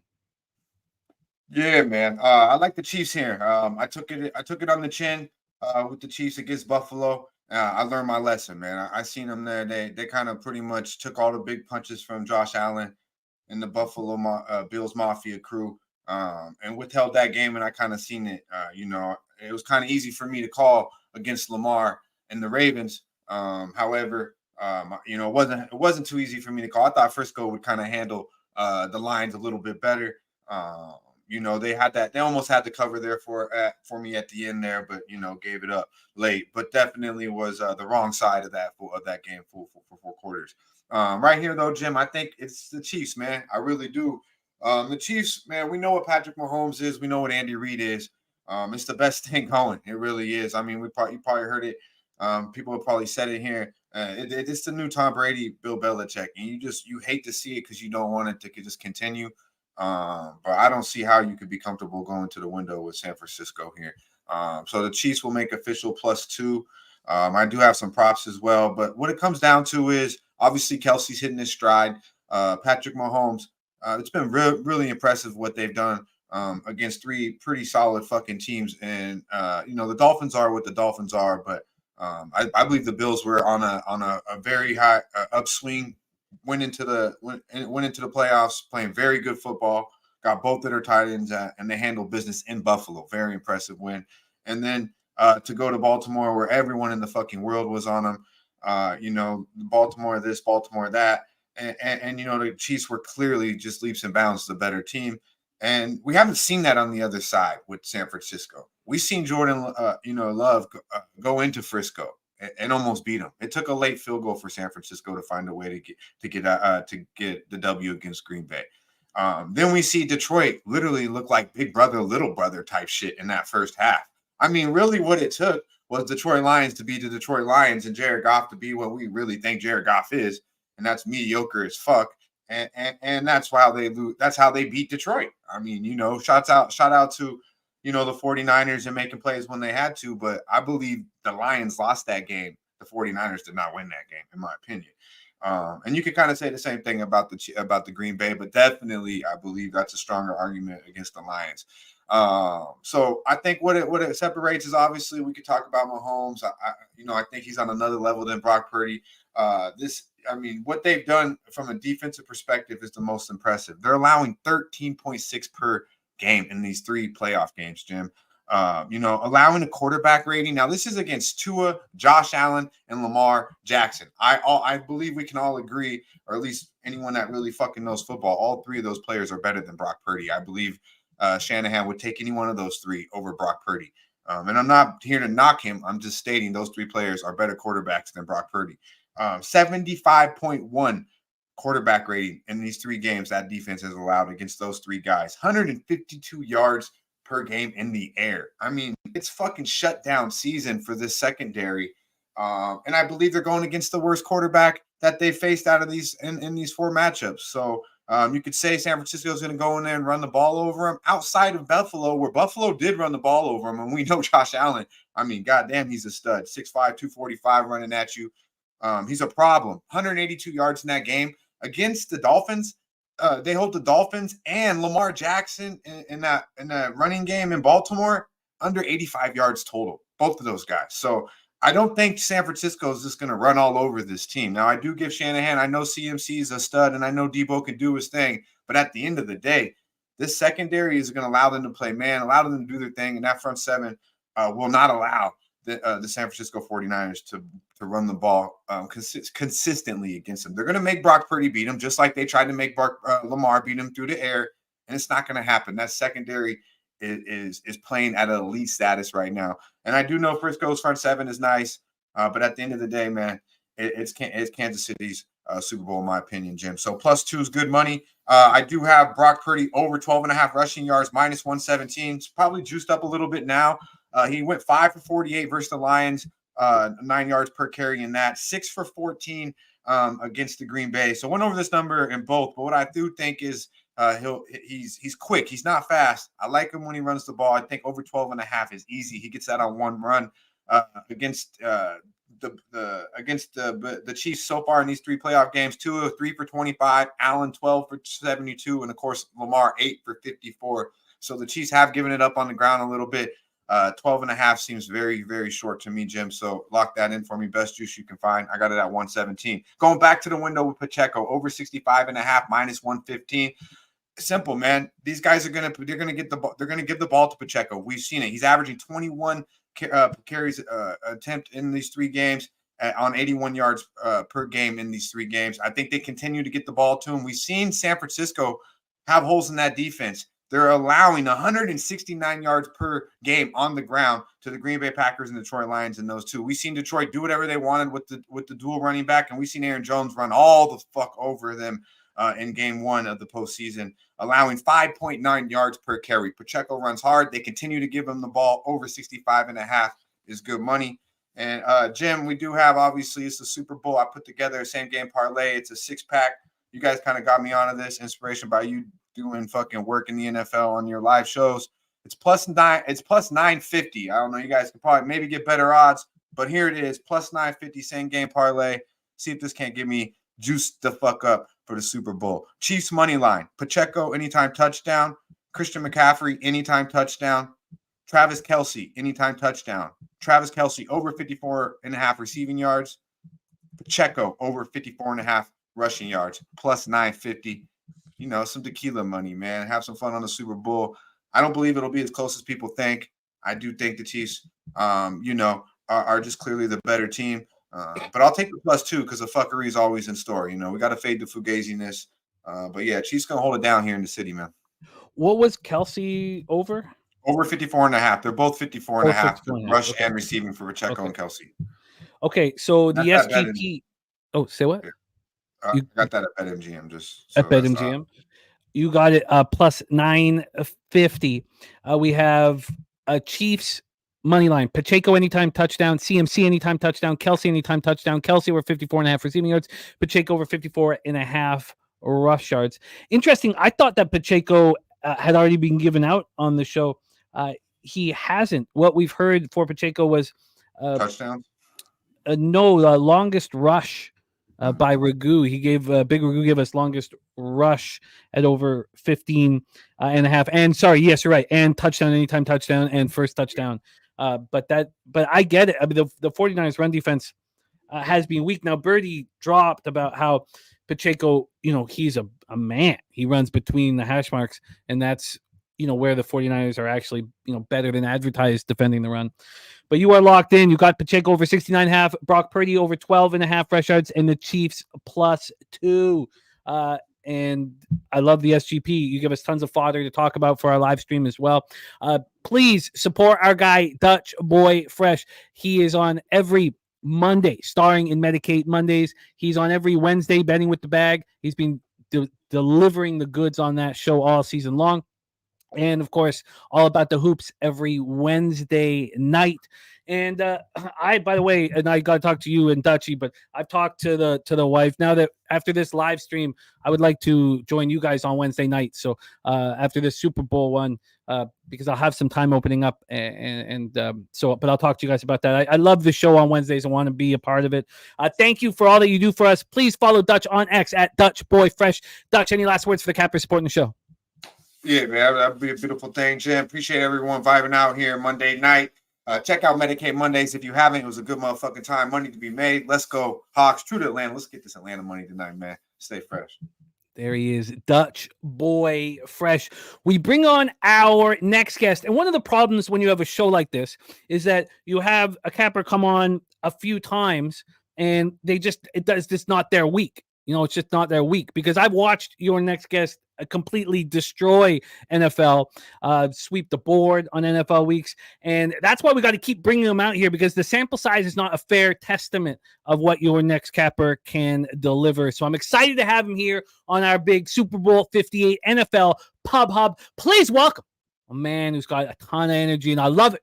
We got Guns Picks in the house. Guns, how are you, my man? Listen, I figured out what the problem is. I went 1-3. I said, okay, hit the 4-unit banger, gave you the under on the Baltimore game. However, I was missing something that I usually have on all my shows. And seeing Dutch with the shades, I got to come in, bring the energy, got to bring the vibe. And now I am ready to go give the the plays that paid the bills.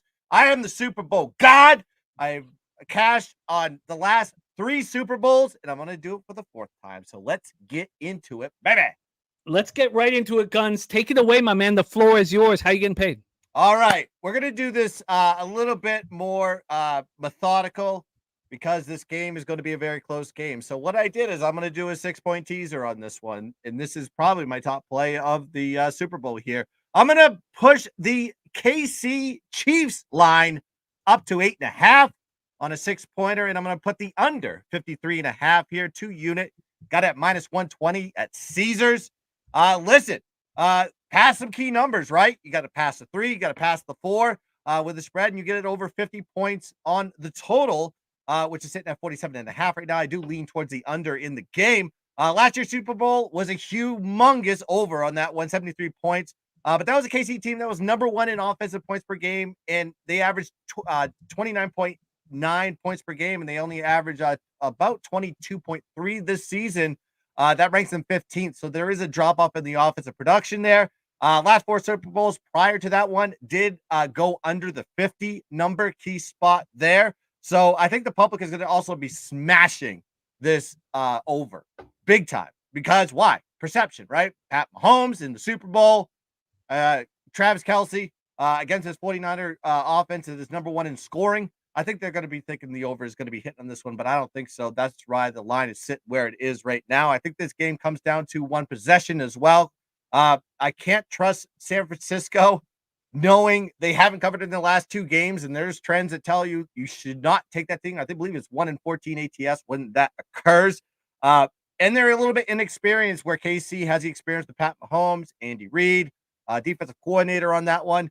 And then you have a head coach for the 49ers that has shown that he's choked in these spots. He's got a young quarterback in Brock Purdy with the lights of the brightest. Is he going to step up, or is he going to fall flat? I don't like the spread at all, but I do like it getting over a possession, over a touchdown here with KC at 8.5. And I love the under 53.5. And that's the first play on the board. And I got a ton of props here for the boys. Give me McCaffrey over 88.5 rushing yards, 1 unit, got at -120 at Caesars. Listen, McCaffrey has put up 90 rushing yards or more in 7 out of his last 8 games. KC is ranked 17th in opponent rush per game, 25th in rush yards per attempt at 4.5 yards per attempt. So I think this is going to be a McCaffrey type oriented run. I wish Baltimore would have ran the ball a little bit more. They only had 16 attempts in that game. That's why you saw that the reason why Baltimore really didn't even attempt running the ball.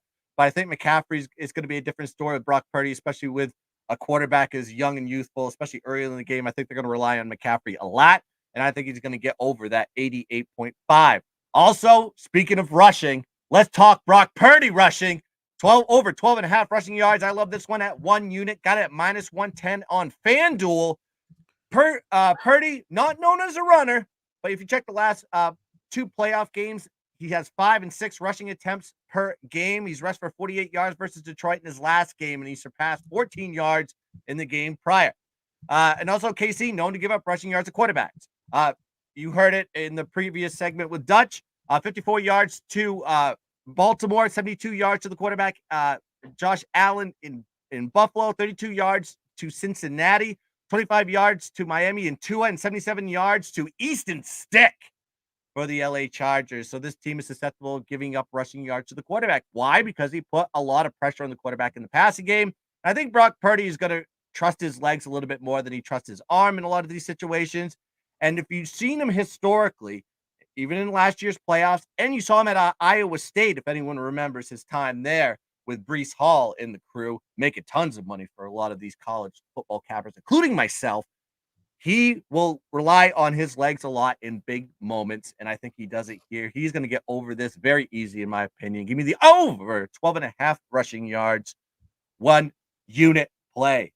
One more play for you guys before I cap it out here. San Francisco team total under 24.5, 2-unit play, minus 122. You can get that at FanDuel right now. You got to look at San Francisco, ranked second in points per game, first in points per play, first in points per drive. But they're going to get into KC defense that has played the top 5 scoring offenses and have done exceptionally well. You look at Miami, second in points per play. KC held them to 7 points and 14 points in 2 games. Baltimore, fourth in points per play. KC held them to 10 points. Detroit, fifth in points per play, held them to 21 points. So they're susceptible of holding teams under this 24.5. Only one team in the league has scored more than 24 points versus KC. That is the Green Bay Packers, who are ranked 7th in points per play. So situationally, big spot. Like I said, Brock Purdy, lights are brightest. And not only that, look at the kicker. I mean, we're talking about Moody, the kicker for San Francisco. He's a rookie. He's going to have a little bit nerves and jitters in this one. So while he's been done well so far this season, I think that the lights will be, when the lights are brightest, it's a little bit tough to go make kicks.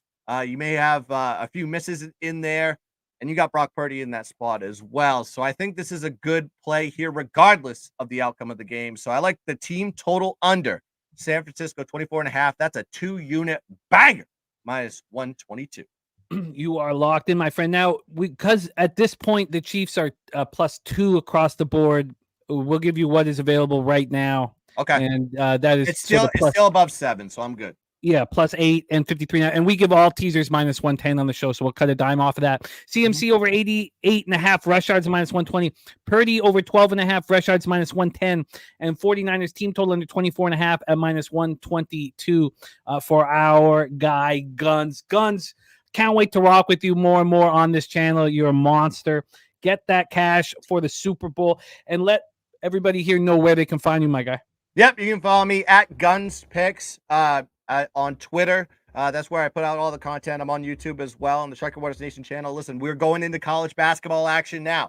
We have one more NFL show. We go Sunday live, 11 a.m.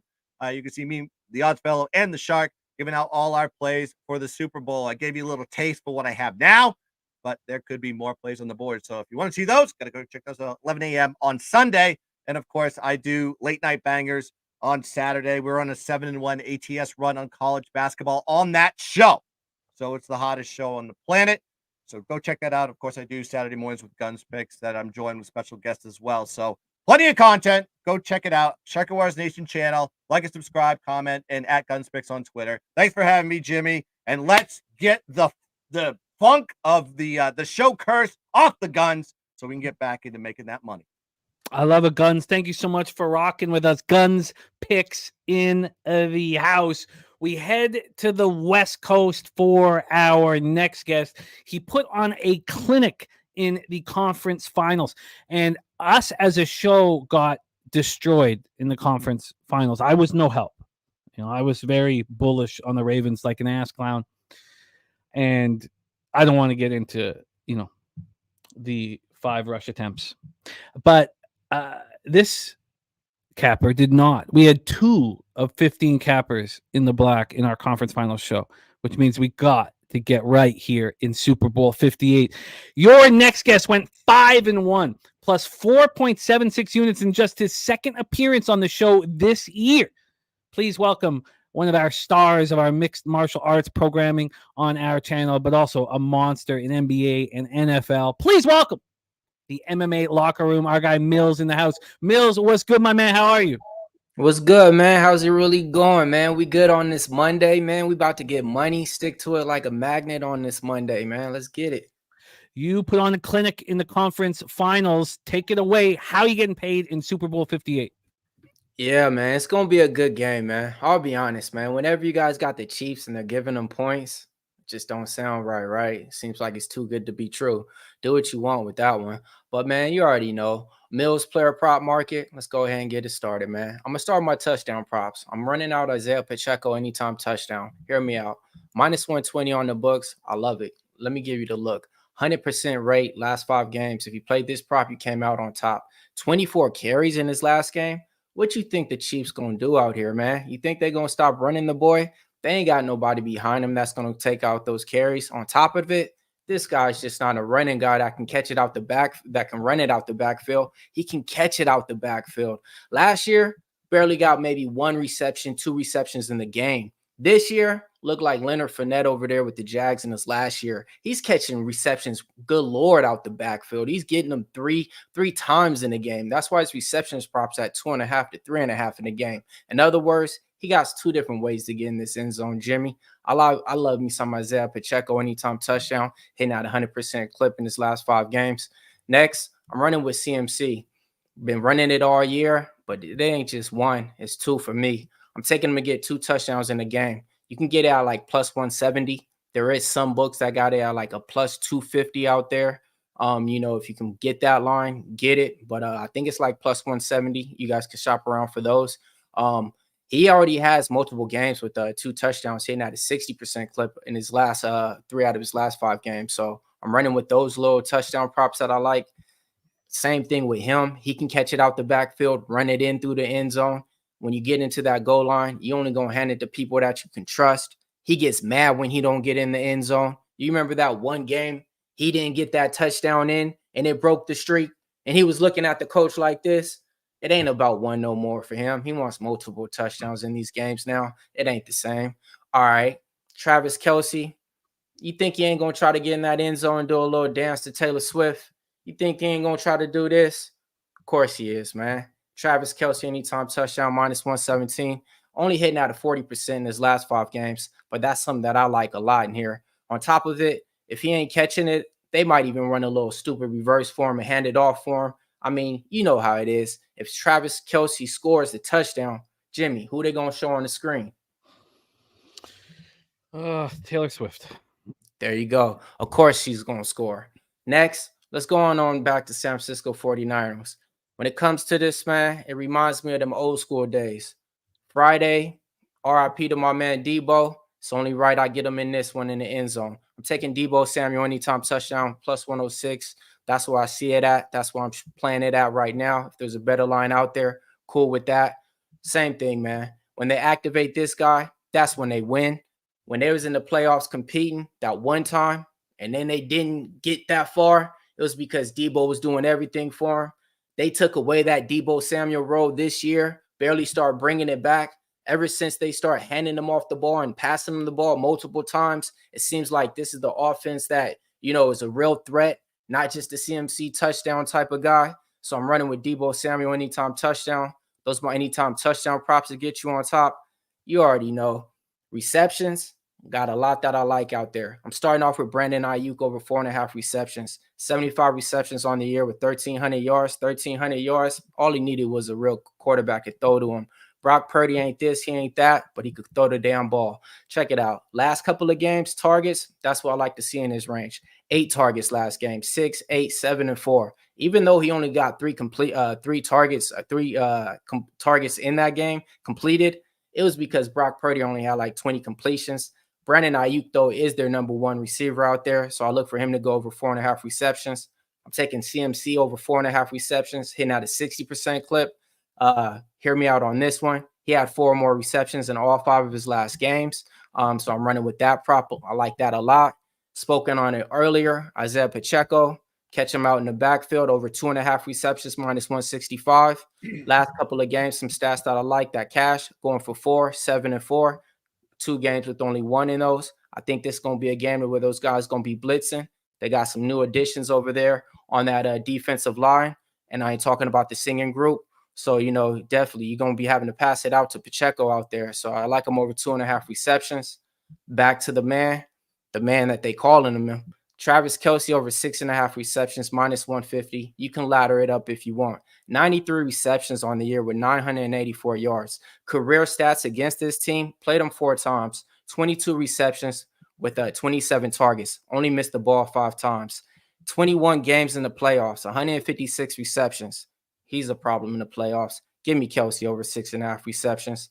And then I'm going with Rashee Rice over 6.5, -115. 79 receptions on the year. He is the number 1 receiver option for the Kansas City Chiefs.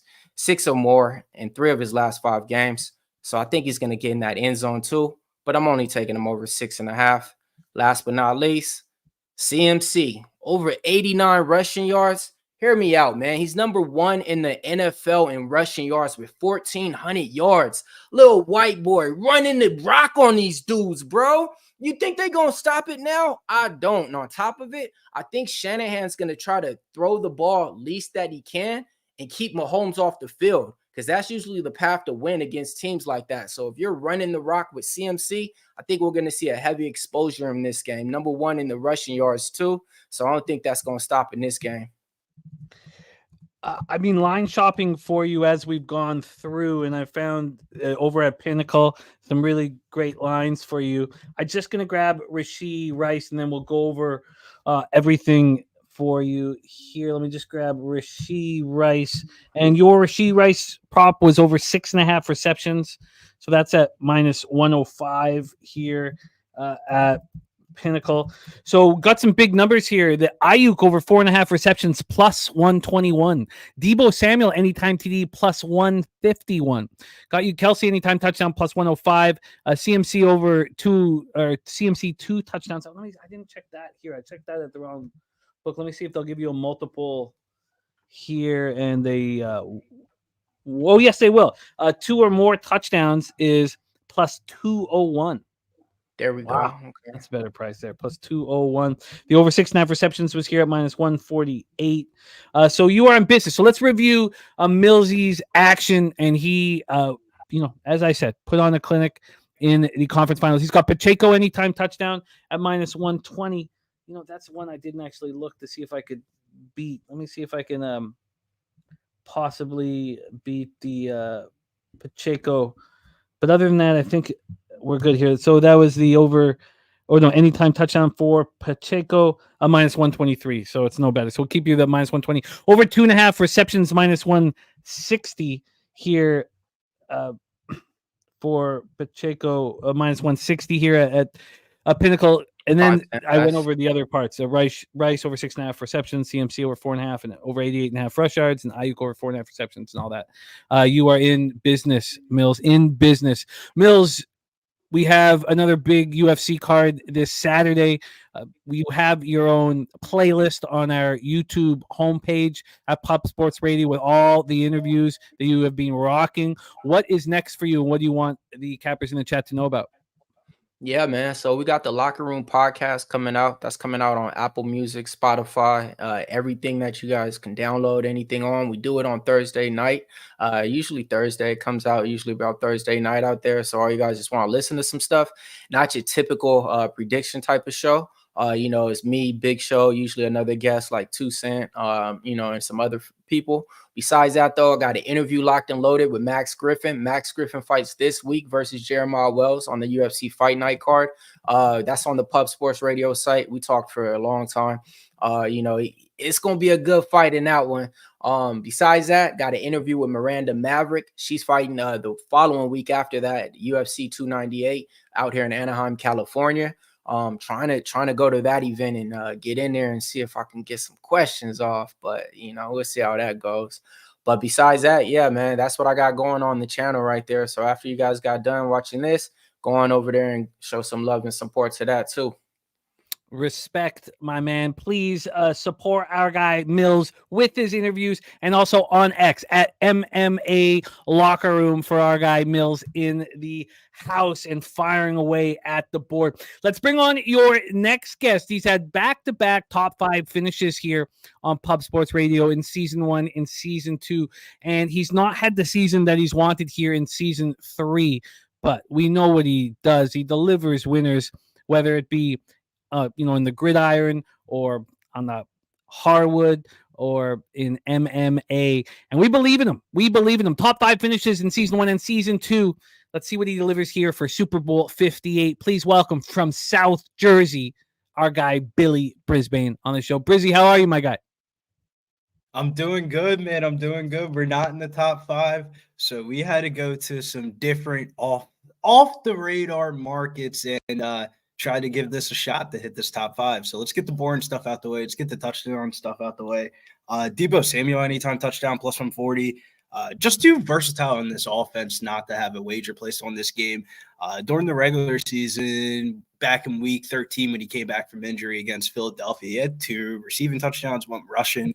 Over the next 4 weeks, he had 5 more touchdowns, and his 18 red zone targets were double than anyone else on the team of Ayuk and Kittle, and also 9 red zone carries this year. So they're more than willing to switch it up in the red zone and not give the ball to CMC at the goal line in the red zone. And in that Detroit game, there is no real limitation.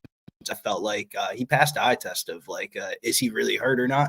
Well, we don't know because he's actually trying to go out there and play. He saw a team high 9 targets and also 3 carries. So Deebo Samuel anytime touchdown. And then the second touchdown prop we have on here is one that I bet last year Super Bowl, and I'm just going to double down on it here. Travis Kelce to score the Chiefs' first touchdown here at plus 330. I would be careful with the first touchdown bets in the Super Bowl, but there's more value in picking the specific team market than actually picking just first touchdown in general. And when I took this touchdown bet last year, I mean, the Chiefs started off slow. The Eagles were firing left and right. And when the Chiefs finally scored their touchdown, it ended up finally being Travis Kelce. So that's the reason why I went with that one. The 49ers have scored the first touchdown 13 out of their last 19 games this year. And Kelce scored 17 touchdowns in his last 15 playoff games. And also for the Chiefs out of 6 playoff games. Do I sound all right? Because yeah, you are. We're losing you. It's coming in and out. We did hear that. Do you want to jump out and come back in quick? Let's get you to jump out. Get your sound right. So that was the Chiefs' first touchdown because he has a first touchdown in the game plus 816. But as you said, as you heard there, Brizzy wanting to focus on Chiefs' first touchdown at plus 330 for our guy Brizzy. So Brizzy, you want to try coming back in? You think we got get it right here? Yeah, let's bring on Brizzy back in action. So that was Chiefs' first touchdown, Travis Kelce at plus 330. Yes. Can you hear me? Let's roll on. Yeah, that sounds better. What's next for you, this time of night? This time of night is basketball time at night, and I had all these optimizers up from the NBA daily fantasy stuff from earlier, and I forgot to exit out all that stuff. But we'll get out of the touchdowns because I really don't feel like talking about touchdowns. Isaiah Pacheco, most rushing yards in the game, plus 190, and also in the player prop markets head to head. I took Isaiah Pacheco plus 23.5 yards versus CMC at minus 110. Pacheco's led in every Chiefs playoff game so far this year in the touchdown category, and CMC has not done it for any of the 49ers back-to-back games. And the 49ers just showed some problems stopping the run last week. David Montgomery had 6.2 yards per carry on 15 carries, and the 49ers defense has allowed 57 carries for 318 yards throughout the playoffs and 5.58 yards per carry. And the Chiefs have been a little bit better. So I'm going to take the gamble here. I like the Chiefs to win, so I'm going to take the gamble here with Isaiah Pacheco, most rushing yards in the game at plus 190. And Pacheco plus 23.5 yards versus CMC head-to-head. And that's just rush yards in the head-to-head. Yep. All right, we got it. Pacheco. So the only touchdown props, Deebo, anytime touchdown plus 151. The first Chiefs touchdown, Kelce plus 330. Pacheco leading rusher plus 190. Pacheco plus 23.5 versus CMC. What's next, my man? Let's get into the fucking good shit, man. Let's talk about this halftime show here. This is 1 year that I feel like I have edge on the market here on the halftime show. There's been a collection of artists that have been performing at the halftime show. We got Post Malone for the national anthem. We have Andre Day performing Lift Every Voice and Song. And Testito will be the official DJ, first official DJ for the Super Bowl. And we got Usher performing for the Super Bowl, which is highly interesting compared to other years because he's such a prevalent performer and icon in the music industry. He isn't being paid for the Super Bowl, which was the one that caught my attention. For his 13-minute set, it's free on the house, and that's because Usher had a long-time residency in Las Vegas. Last summer, he had a 100-show schedule, and the 100th show, he walked out to the song with him and Little John. Little John, for performing artists with Usher, is listed at -175. So I think at +350 has a chance of being the first song. And this one opened up at +225 at FanDuel. It's gone down to +200 in some places. Don't bet that shit on BetMGM. It's -167 at BetMGM. And we're going with +350 here. Second song here we're going with is Oh My God. This isn't Usher's first time performing at the Super Bowl here. 12 years ago, he was a guest for the Black Eyed Peas. And the third song in the set was Oh My God. And he performed his verse in his interview with Good Morning America. He said he wants to switch it up this year for the Super Bowl. So maybe he goes out with a song that we all know. But the one I'm putting the most money on here is DJ Got Us Falling in Love Again, +550. This is the one we're really smacking here. My hot take is I think it's going to be this one. The chorus of the song is just way too hard to ignore, not to put money on it. His pre-chorus says, hands up when the music drops. Put both of your hands up. And the chorus is, so dance like it's your last night of your life. You're going to get it right. And looking at the guest performance odds, Pitbull is in the song, and he's listed as low as +134. This would be Pitbull just performed last weekend in San Francisco. He is not listed to perform this weekend. He's in the midst of his concert tour. His next concert appearance is next weekend at Daytona 500. So I think he will be there with Usher to start it up. They also did this at the iHeart Music Festival in 2014, where Usher started off his set with DJ Got Us Falling in Love Again, handing the crowd the mic to start off the song with the parts of the song, which is his most iconic song to sing along with. I think this is going to be the one that's going to get us towards the top 5 here, this +550, man. We're really smacking this one, and this is how we're going to crack the top 5 with the halftime performance shows, because I know nobody did that shit. So is Usher, so first song, at +350, is DJ God's Falling in Love Again, is that first song as well? We're betting all three. Hopefully we can hit one. They're just what was really the second one? What was the one in between? +300. That's the one with the Black Eyed Peas. Oh my God, at +300. Okay, so first song, at 350. Oh my God, at 3-1, and DJ God's Falling in Love Again at +550. Yes, this is how we're going to crack the top 5. Firing away. Anything else you have for us here, Brizzy, my guy? Yeah, I'm glad to see my guy Mike M in the chat, because Mike M put me on this. We're going back to the degenerate market here, and we're going with yes for an octopus to be scored in this playoff game. Why I haven't placed one of these wagers? Mike definitely caught my attention with it.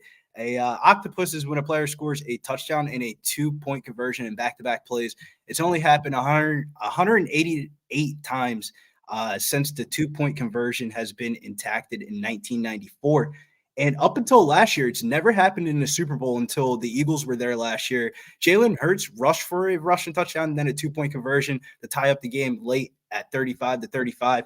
And a close game scenario, besides the Eagles, you wouldn't pick any other two teams to score an octopus here of KC and San Francisco. Mahomes and CMC have both gotten an octopus before in games, and it's at +1150 on Bet Rivers. So that's more than enough value to crack the top 5 there with the straight bet. The octopus. So that has to be back-to-back plays. That can't be in the same game, back-to-back plays. Touchdown. It has to be back-to-back plays. Back-to-back plays. Touchdown, the 2-point conversion. Anything else you got, my man? Yeah, we got one more here. This prop can be found under kickoff section on the Super Bowl game at BetMGM. We're looking at the special teams longest kickoff return under 27.5 at -110 here. The stats were what really put me on this one. Chiefs kicker Bucker has only 15.8% of his kickoffs returned. The Chiefs have only allowed a returner of 28 or more yards in 3 out of their 20 games so far this year. The rookie kicker, Moody, 31 out of 68 of his kicks have been returned, which was, I thought, very interesting at 45.6%, but only 4 out of his last 34 have been returned at 11.8%. So he has talked about that he's changed his kicking routine, and since that game, just 4 out of his last 34 have been returned, and indoors, he's 3 out of 18 at 16.7%.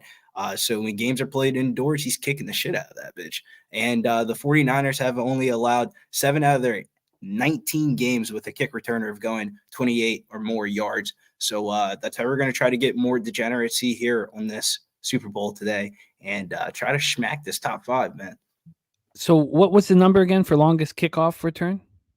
Under 27.5 at -110 at BetMGM. The prop can be found under the kickoff section in the Super Bowl at BetMGM. Longest kickoff return under 27.5 yards at -110 for Brizzy, firing away in all sorts of ways. Deebo Samuel, anytime touchdown, +151. Chiefs first touchdown, Kelsey, +330. Pacheco leading rusher in the game, +190. Pacheco, +23.5 in a rush versus CMC.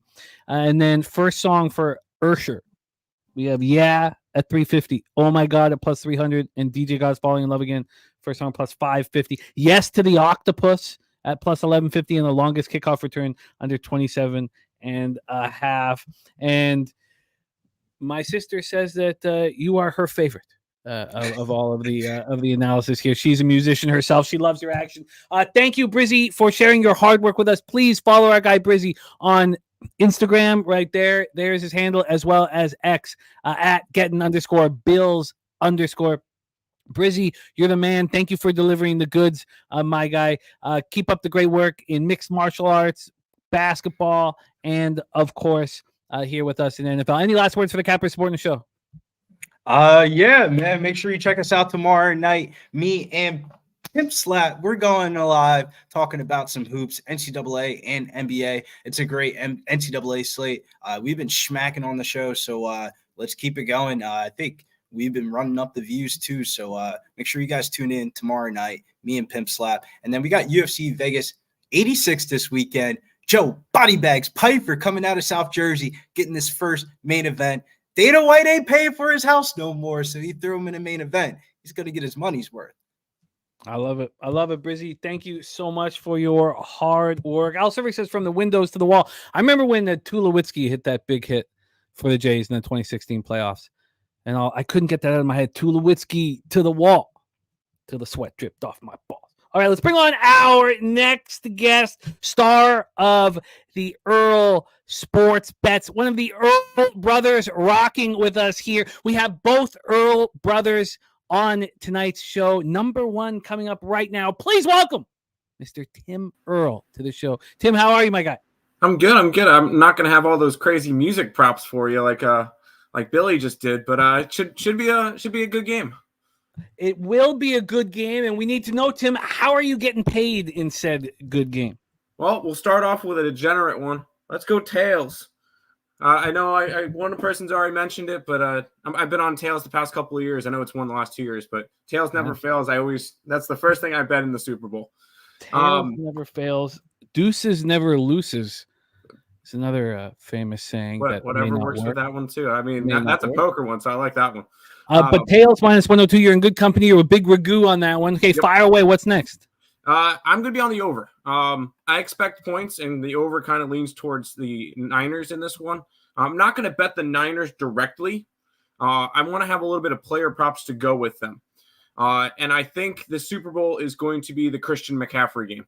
I did take him. Obviously, I can't take his anytime touchdown because that's minus 200.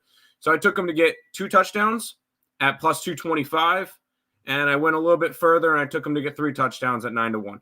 I think this is the Christian McCaffrey game. I think it's a big one for him, and he kind of just puts himself up there with as the best running back in the NFL right now. And to go along with that one, I know Babano mentioned it earlier, Kyle Juszczyk touchdown. I found that one at 8-1. Just the running game from the San Francisco side is where I think we're going to get a lot of the value from. Now, with grabbing the over, I'm looking actually because I think the Niners score. So those are the 2 guys I really do like from the Niners side. And I wanted to try to do a little bit of a different approach to it. Running back / fullback to win the MVP. And I got that at 365. That's McCaffrey, Juszczyk, and then it's giving me a little bit of insurance if Pacheco goes off. Because I know a lot of people mentioned him throughout the show. I took a running back / fullback to win the Super Bowl MVP at plus 365. So I got those 6 plays going. I'll probably add more before everything and get a lot more degenerate action, but those will be the 6 that I got for today. Okay, well, let's double back here. So we have tails minus 102, the over 47 minus 111, and then how did you bet the CMC action? Over 1.5 touchdowns at 225, and then over 2.5 touchdowns at 9-1. Okay, because we can get you that over. Okay, so over 2.5 at 9-1. We can get you the over 1.5 touchdowns at plus 201 over at Pinnacle. That works. So let's give you that much better line there. 201 over at Pinnacle and over 2.5 at plus 900. Usage anytime touchdown plus 1,000. And then what was the number on the running back fullback MVP? I found it at 365. Plus 365. So those are the 6 backs. Tails minus 102. The over 47 at minus 111. CMC over 1.5 touchdowns at plus 201. Over 2.5 touchdowns at plus 900. Juszczyk anytime touchdown at plus 1,000. And that's the line we've given out. Yep. Gabe Bobano that's available right now. And running back fullback MVP plus 365. Correct. Beautiful. Thank you for rocking with us, Tim. What's going on with the Earl Sports betting channel? What's going on this week, and where can everybody find you guys? Yeah, I mean, lots of college basketball going on, NBA, NHL going, and we're this close from college baseball and MLB coming back. So super pumped about all that stuff coming through. I love baseball. It's my number 1 sport. Yes, it's coming in a hurry, and God, it's. I'm ready for it. Kansas City wins the division. Let's get it. What a signing, Bobby Witt. I love that Bobby Witt signing for him. Fantastic.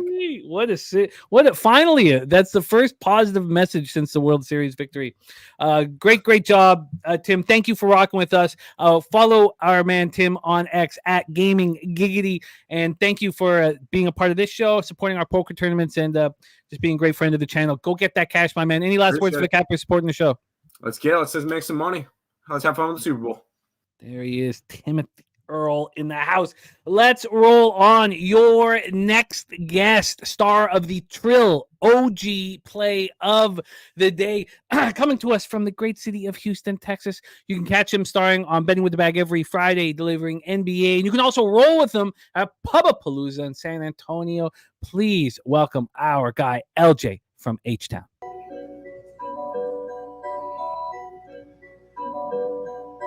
Pub Sports Radio's the crew, that's a fact. We all about bread, making bank accounts fat. Who the hell is that? LJ from the H, I stack green like Boston. Shout out to Nasty Nate from down south, where we ride on slab. 420 highway smoking with that boy Dabby Cab. Swing by Dallas with them Cowboy fans so we can smoke out J Money, cause you know that's our mans. Us against the bookies, put money in our pockets. Fly out to Vegas, meet up with Ski Profit. Hit the sports books, we got money to stack. Can't forget them college picks with that boy Connor Mack. Here we go, LJ. What's good, man? How are you? Doing great, Jimmy. I see everybody firing away their picks, both sides, Billy giving out song props, it's all over the place in the Super Bowl. So, hey, I'm ready to fire away. So, let's get to it, man. I'm going to start off. Patrick Mahomes, over 25.5 rush yards, minus 121. He's had this number in all 3 Super Bowls he's played in. He likes to extend the play, get the third down. So I believe he will get that 25.5 rush yards. I'm also on Pacheco, like everybody else, over 65.5 rush yards, minus 114. As everybody mentioned, the 49ers are vulnerable, allowing 100 yards plus 5 out of the last 6 games to the running back. So I believe Pacheco would continue his streak running the ball. I'm also on his touchdown, minus 130. And I'm on his touchdown plus the Chiefs to win at plus 175. Now, let's move on to everybody's favorite. Let's go down for a second, just to make sure. Let's just make sure I got everything right here. So Pacheco and Chiefs was at what number? Plus 175? Plus 175. Plus 175. We can get you that Mahomes over 25.5 rush yards at plus 103 at Pinnacle. So then if we can do that, what did we give everybody for Pacheco touchdown? I think it was from our guy Mills. Pacheco anytime touchdown minus 120. Okay, cool. Minus 120 for the anytime touchdown. Okay, so keep rolling, my man. All right, let's move on to Kelsey. I'm on him all day. Over 72.5 receiving yards, minus 130 is what I got. I'm also on his 80+ receiving yards, plus the Chiefs to win at plus 260. And I also have his Super Bowl anytime touchdown, minus 114. I have 2+ touchdowns, plus 400. And I have 2+ touchdowns for Travis Kelce, plus the Chiefs to win at plus 625. And I'm on it. Okay. Keep rolling. I'm on the Super Bowl MVP, plus 1,500. I believe the narrative is there. I believe Taylor will be in the building. So the narrative is that he's going to win the Super Bowl. And like they said, they're going to do the I'm off the Disneyland commercial. Like everybody knows the tradition of the Super Bowl. So I believe that will happen. I'm also on the tight end position to win the Super Bowl MVP at plus 900. So that could be either Kelce or Kittles. And I'm also on Kelce, first touchdown, plus 750 for the game. First player to score a touchdown, plus 750. Okay, wait, slow down. What was the tight end MVP? Plus 900. Plus 900. And then you were on the first touchdown. That's plus 816. Okay. Right here. So we'll give you so anytime touchdown is plus 104 here. So we'll give you those things. So plus 104 for anytime touchdown, and then we'll give you the first touchdown at plus 816. Okay, keep rolling, my man. All right, we got first to score Chiefs to score the first touchdown at plus 170. And I also have the Chiefs to win between the margin of 1 to 6 points at plus 275. Now, is that first touchdown Chiefs? Is that before that would not be that's before a field goal scored? Yeah, like the first score for the Chiefs to score will be a touchdown, not a field goal. So the first score in the game, Chiefs score first. Okay, in game.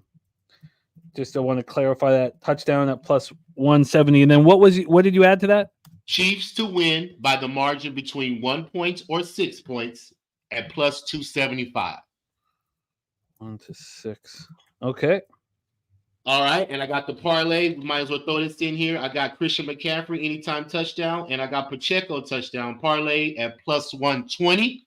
Okay, wait. Sorry. CMC. Sorry. CMC anytime touchdown and Pacheco anytime touchdown was what? Plus 120. Plus 120. I think we can get you better than that because I believe. Oh no, that was rush yards. Let me just see. Did Ragu give us? Yeah, I think Ragu did have that. Pacheco. No, he didn't have that tied together. Okay. No, and then the other one that I was thinking was a SGP they were both included. So sorry, I don't think we have that one yet. So that was CMC and Pacheco at plus 120. Yes, sir. Okay, what's next? All right, we going to the sides. As y'all can tell, I'm all on the Chiefs. I just believe Patrick Mahomes is the better quarterback. I believe he got the better coaching staff as well. Spagnuolo has been in this situation before, the Super Bowl defensive coordinator. So I just believe the 49ers are shaky on the O-line. I believe that Spagnuolo can throw some blitzes at Purdy, confuse him, kind of like similar to what the Ravens did because that's the last time the 49ers lost was to the Ravens. So I believe it's similar to how they can bring that defensive mindset. And I just believe Patrick Mahomes is the dog, man. 10-1, like you said, against the spread as a dog. He's 3-0 versus the 49ers. He's been in this situation before. So I got to ride with history, Patrick Mahomes. So I'm on the Chiefs plus the 2. Whatever number you could give me, minus 115 is what I got, but you probably can beat that. And I'm also on the money line. I got it at plus 110, whatever number you could give me at. And I'm also on the team total over 10.5 first half for the Chiefs, minus 110, because 5 out of the last 6 games, they've scored over 10.5 points in the first half. The first half team total at 10.5 plus 101. Okay. So let's give you that. The Chiefs money line plus 118, Chiefs plus 2 minus 102. All right, that's it. I'm locked in. You have hammered this card. Mahomes over 25.5 rush yards plus 103. Pacheco anytime touchdown minus 120. Pacheco and the Chiefs to win. That was plus 175. Did I have that right? Yes. Okay. Kelsey over 70.5 receiving yards minus 102. 80 or more at plus 260. It's amazing that they give you that much more for just 10 more yards. Nice find. Anytime touchdown for Kelsey plus 104. First touchdown plus 816. 2 touchdowns plus 400. 2 touchdowns in the Chiefs win plus 625. MVP plus 1500. Tight end MVP plus 900. Chiefs score first in the game. A touchdown first in the game. Plus 170. Chiefs to win between 1 and 6 points plus 175. Did I have that one right? 275. 275. I thought I might have got that one wrong. Okay, thank you. Plus 275. CMC anytime touchdown. Pacheco anytime touchdown plus 120. Chiefs plus 2 minus 102. Money line plus 118. And the Chiefs first half team total over plus 101 for our guy LJ from H-Town firing away. LJ, thank you for your patience. I know we went late. I apologize. Thank you so much for your patience. And man, what incredible action you have here. I love it. Firing away, LJ. Get that cash. I will see you Friday, my friend. Thank you for sharing your time with us. Please support LJ at LJ Sports Media, and you can run with him at Pub Palooza, baby. LJ, you're the man. Thank you for your time. Any last words for the Cappers supporting the show? Hey, man, everybody, just get this money. Let's enjoy this Super Bowl on Sunday. And like you say, let's get this cash and get this money, man. Let's go. There he is, LJ from H-Town. We roll on. Your next guest is the star of the Morning Steam show on Tony's Picks, and he's been a big part of our programming over the last few months on both live streams and here on NFL Pub Hub. He spent most of the year in the top 5 of our NFL Pub Hub and hit a rough patch late, but no time like the present to turn that around here in Super Bowl 58. Please welcome from Las Vegas, Nevada, our friend, Mr. Ramon Scott to the show. Number 4, Ramon Scott. He knows about poker. He's a dealer. Ramon, what's good, my man? How are you? Hey, Jimmy, I wasn't mentioned, but I'm not seriously in contention in the Pub Sports Radio Confidence Poll. I sit in 3rd place currently, but I don't think the game theory is going to allow me to either win or, well, I think I'm destined for 3rd place, quite frankly. I can finish ahead of Jimmy the Bag if I pick the right team correctly. I think I'm looking at your head there. Don't look at my head like in that poker video, but I can pass you up, but I think the way I looked at it, Jimmy, I think I'd get 3rd place, whichever team I flip the coin on, given the other cappers that have the high confidence points left. I only have 2 left, and they have 11, I think. Yes. Well, there's 4 of us could tie all at 73. That's the highest we could get. $154 might pay for some degenerate props. I guess I could gamble a little bit that way. I feel destined for a 3rd place finish, whether I picked your Niners, and good luck to you. I know it's how great it is to have a team in the Super Bowl, especially since my team's only Super Bowl appearance resulted in one of the biggest obliterations in Super Bowl history to the hands of the 49ers. A game I which middled, by the way, because of the high point spread in Reno at that time. Niners by 23. Yeah, no, I feel you.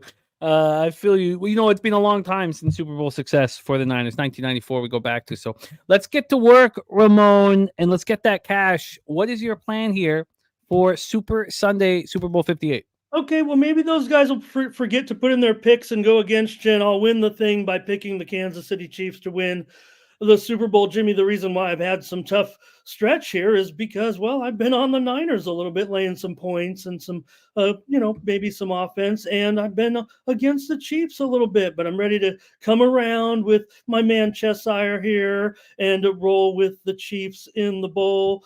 Yes, of course, all the talk about the quarterback play, sure, Mahomes, but playoff tested, no turnovers, no sacks in the last 4 playoff games. Overall, the only QB to ever do that. And of course, we know not only that record against the spread, but as a dog on the road too. He's been interesting in a few spots as well. So I just think the defense for me, Jimmy, the key stats for me, I want to kind of blow on to the second half a little bit.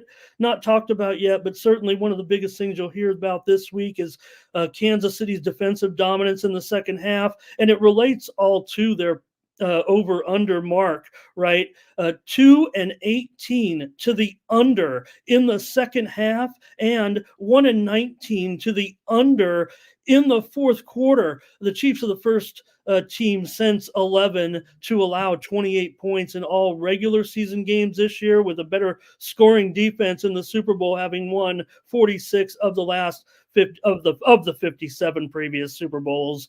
So, Jimmy, this one seems like the better choice here for me as a total. Highest scoring half to be the first half at basically a pick 'em. I couldn't believe it because it seems to me like we will see a lower scoring second half. Maybe there could be. Hopefully there is some exciting fireworks, but these coaches are so good, especially with game script. I think that's why we're seeing some early fireworks a little bit, and then late good defense. And I respect the Niners. Look what Birdie said. I mean, I'm a big Fred Warner fan, but for me, I'm going to play a little bit on the Chiefs defense here, and I've got, maybe the guy who's most overlooked, Chris Jones. I'm going to take it for over a sack. All I need is a sack at plus 120 from a KC defensive star, Chris Jones, in this one.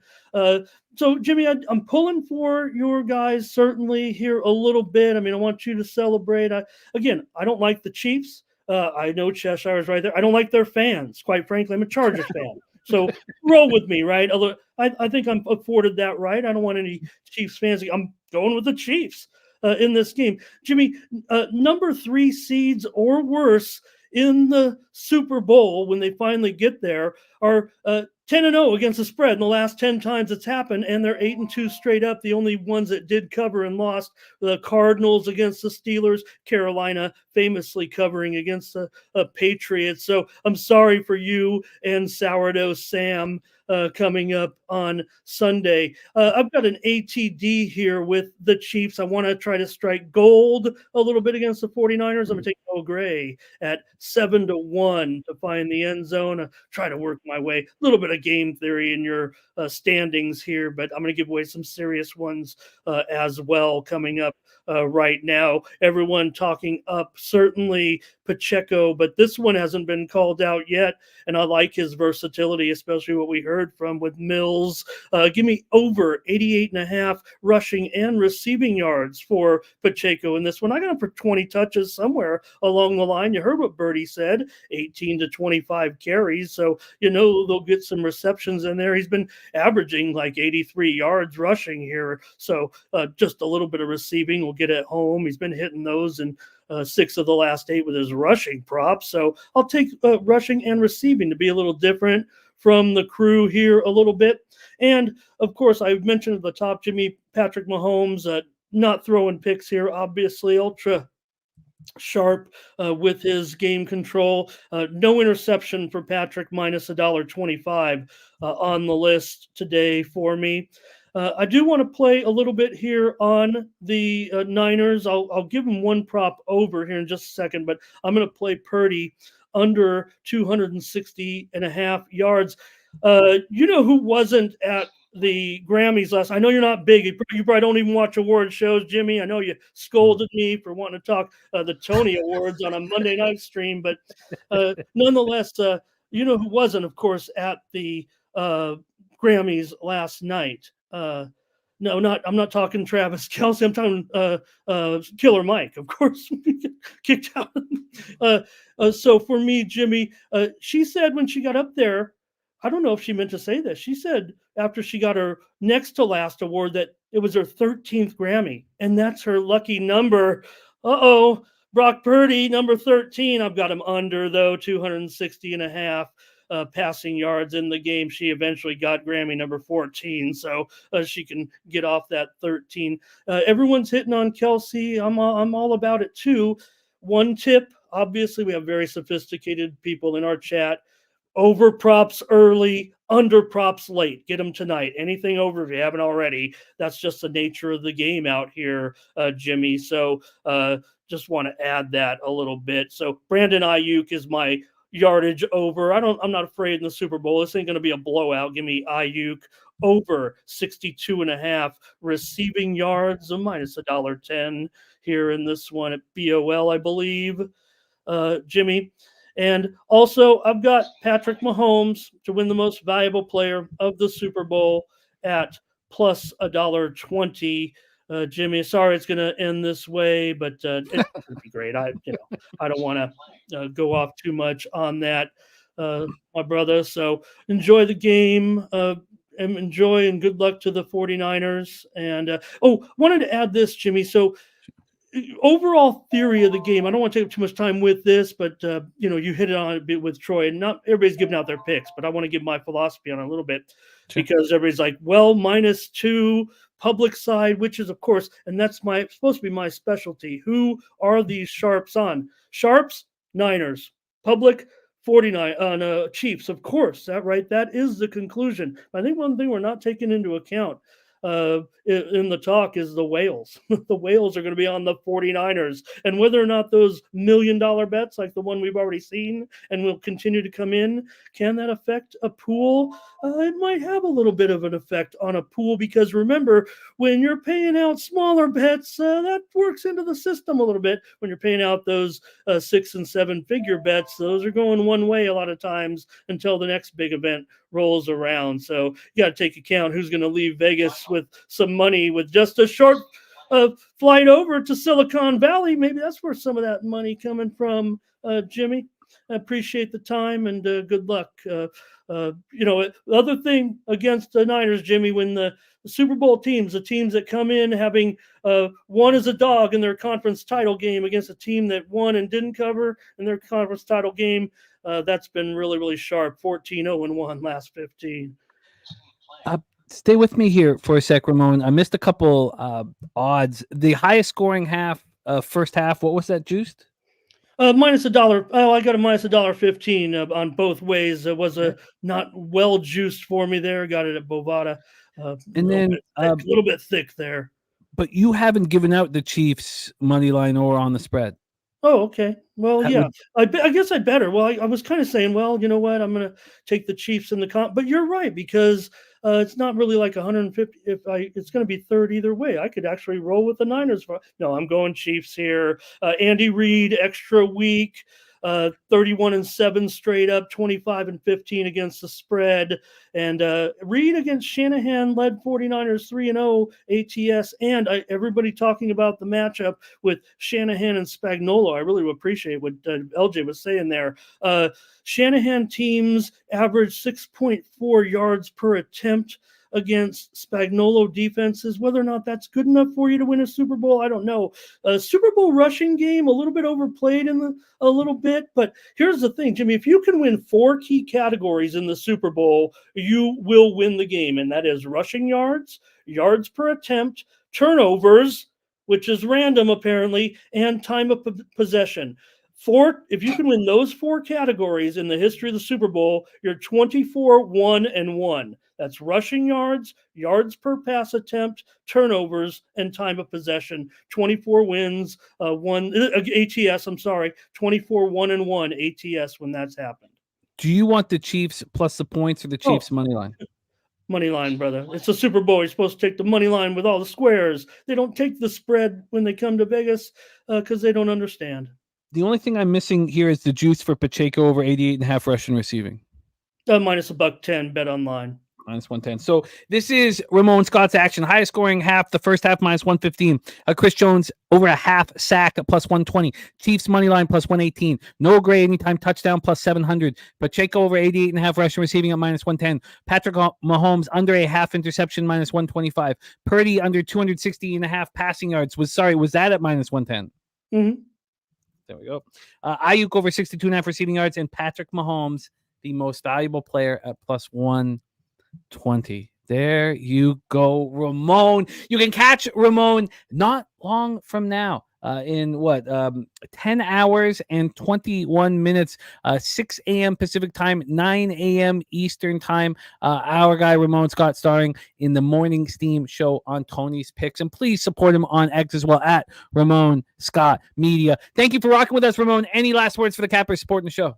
No, good luck to the 49ers for you, Jimmy. And thank you very much. And I had under props, but you know what? Those are no fun.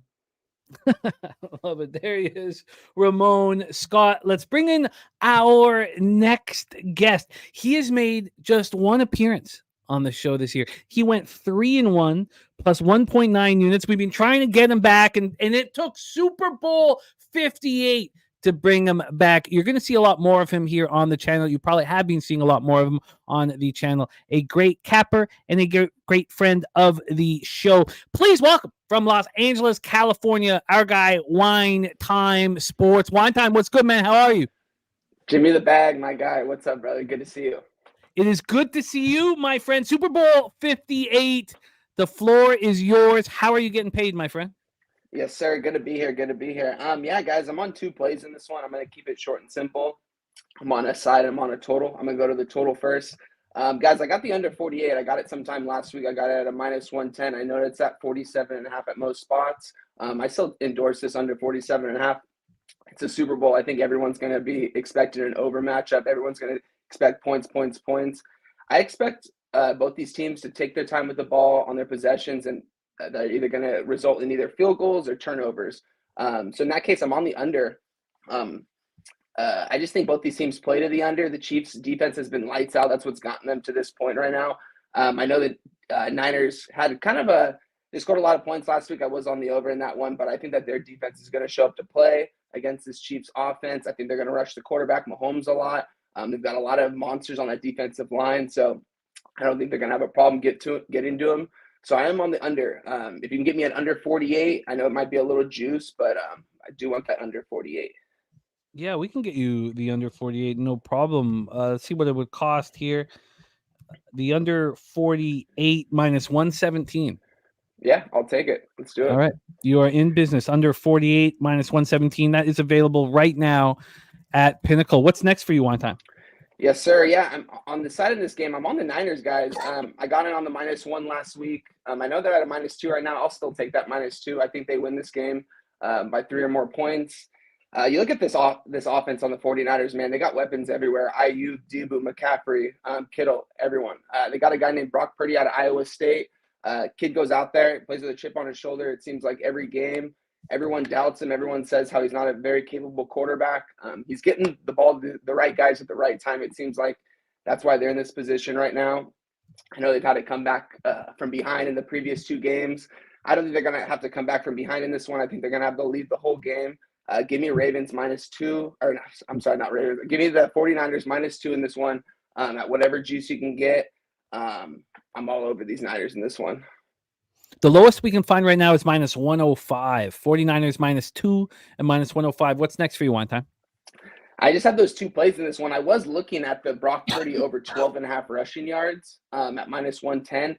I think he's going to get a couple design play runs. I think he's going to be able to get maybe on like a 3rd and long. He's going to have to run for a first down. He might get it in that one play. I'm not going to make it an official play, Jim, but I am on this. And as far as the side goes, I'm on the 49ers -2, and I'm on the under 48. Those are my 2 plays. I'm going to keep it plain and simple. I'm not any props in this one. Standard 1-unit plays for me. You are locked and loaded. 3-1 in your only performance here on NFL Pub Hub. Under 48 at -117. The 49ers -2 at -105. And please follow our guy on Twitter. You can catch him on Twitter at Wine Time Sports. Sorry, the kids have gotten me sick. I'm in some rough shape, but I'm going to make it through. Oh, you're good. Wine Time, you're the man. Thank you for rocking with us. I look forward to having you on more of our shows and more of our live streams. Get that cash, my friend. Any last words for the Cappers supporting the show?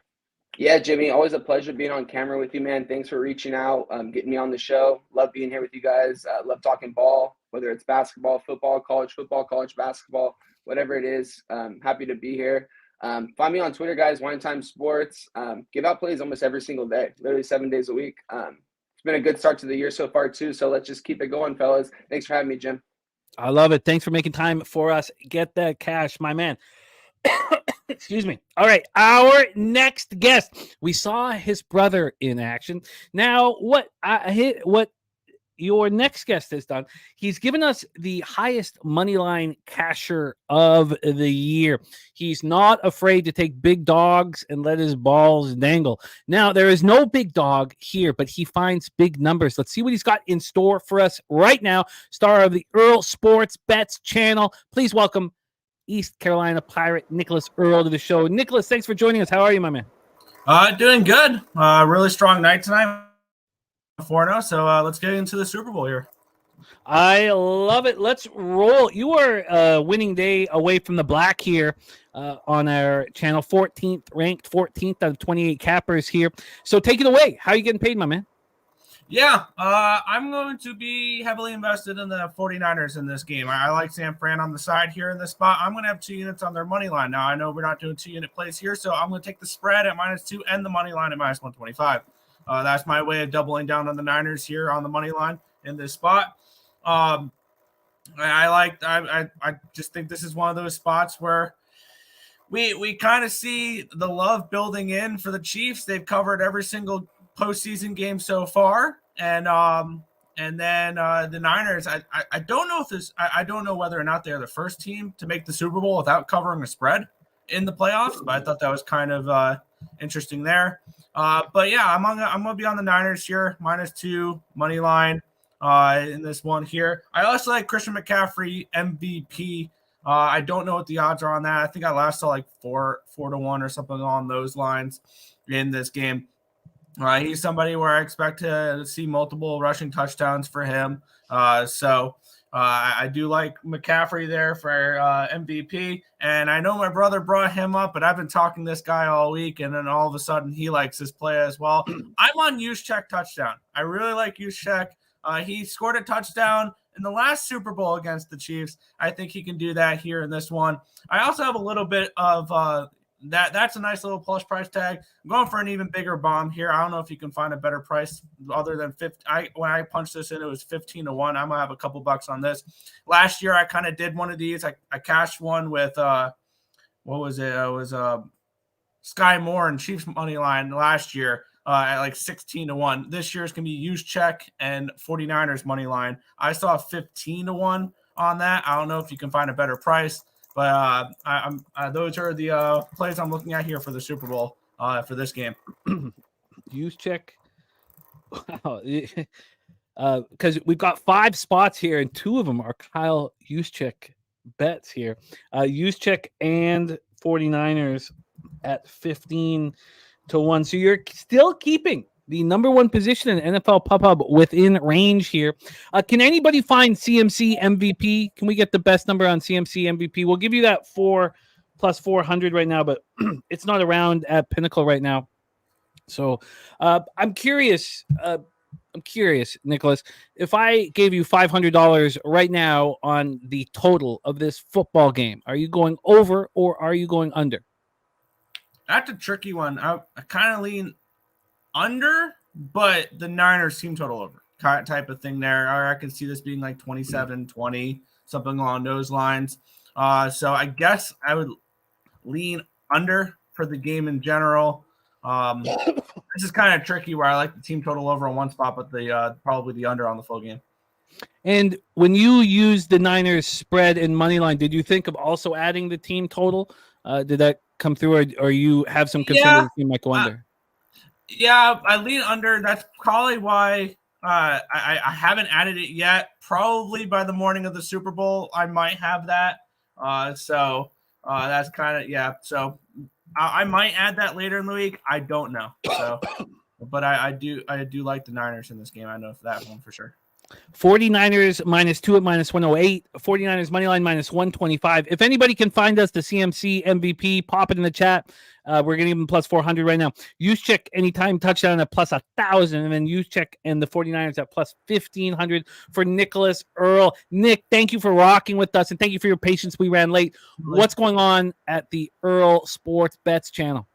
Yeah, we're live every single morning with the Earl Sports Bet Show, anywhere between 10 and 11 a.m. Eastern Standard Time. We go over all the NBA and the NHL. We have Super Bowl coming up on Sunday, and then in just a couple months, we got baseball as well. So we're live every single morning at Earl Sports Bets, the Earl Sports Bet Show. Thank you for rocking with us, my friend. I will be in touch. Go get that cash. There he is. And please support him on Twitter. Support both, but at the Earl Sports, at Nicholas_Earl for the Earl Sports Bets channel, and our guy, Nicholas Earl. All right, let's bring on our closer. It is a headliner time, the 17th capper joining us on our show for our big Super Bowl 58 NFL pop-up. Thank you to all of you guys in the chat that have been rocking with us. It means a ton. Let's bring on your next guest, currently ranked 7th out of 28 cappers. I told you guys that only 7 of these 28 cappers are in the black season long, and he is one of them. 23 and 21 plus 0.32 units, which puts him right in line to move up into the top 5.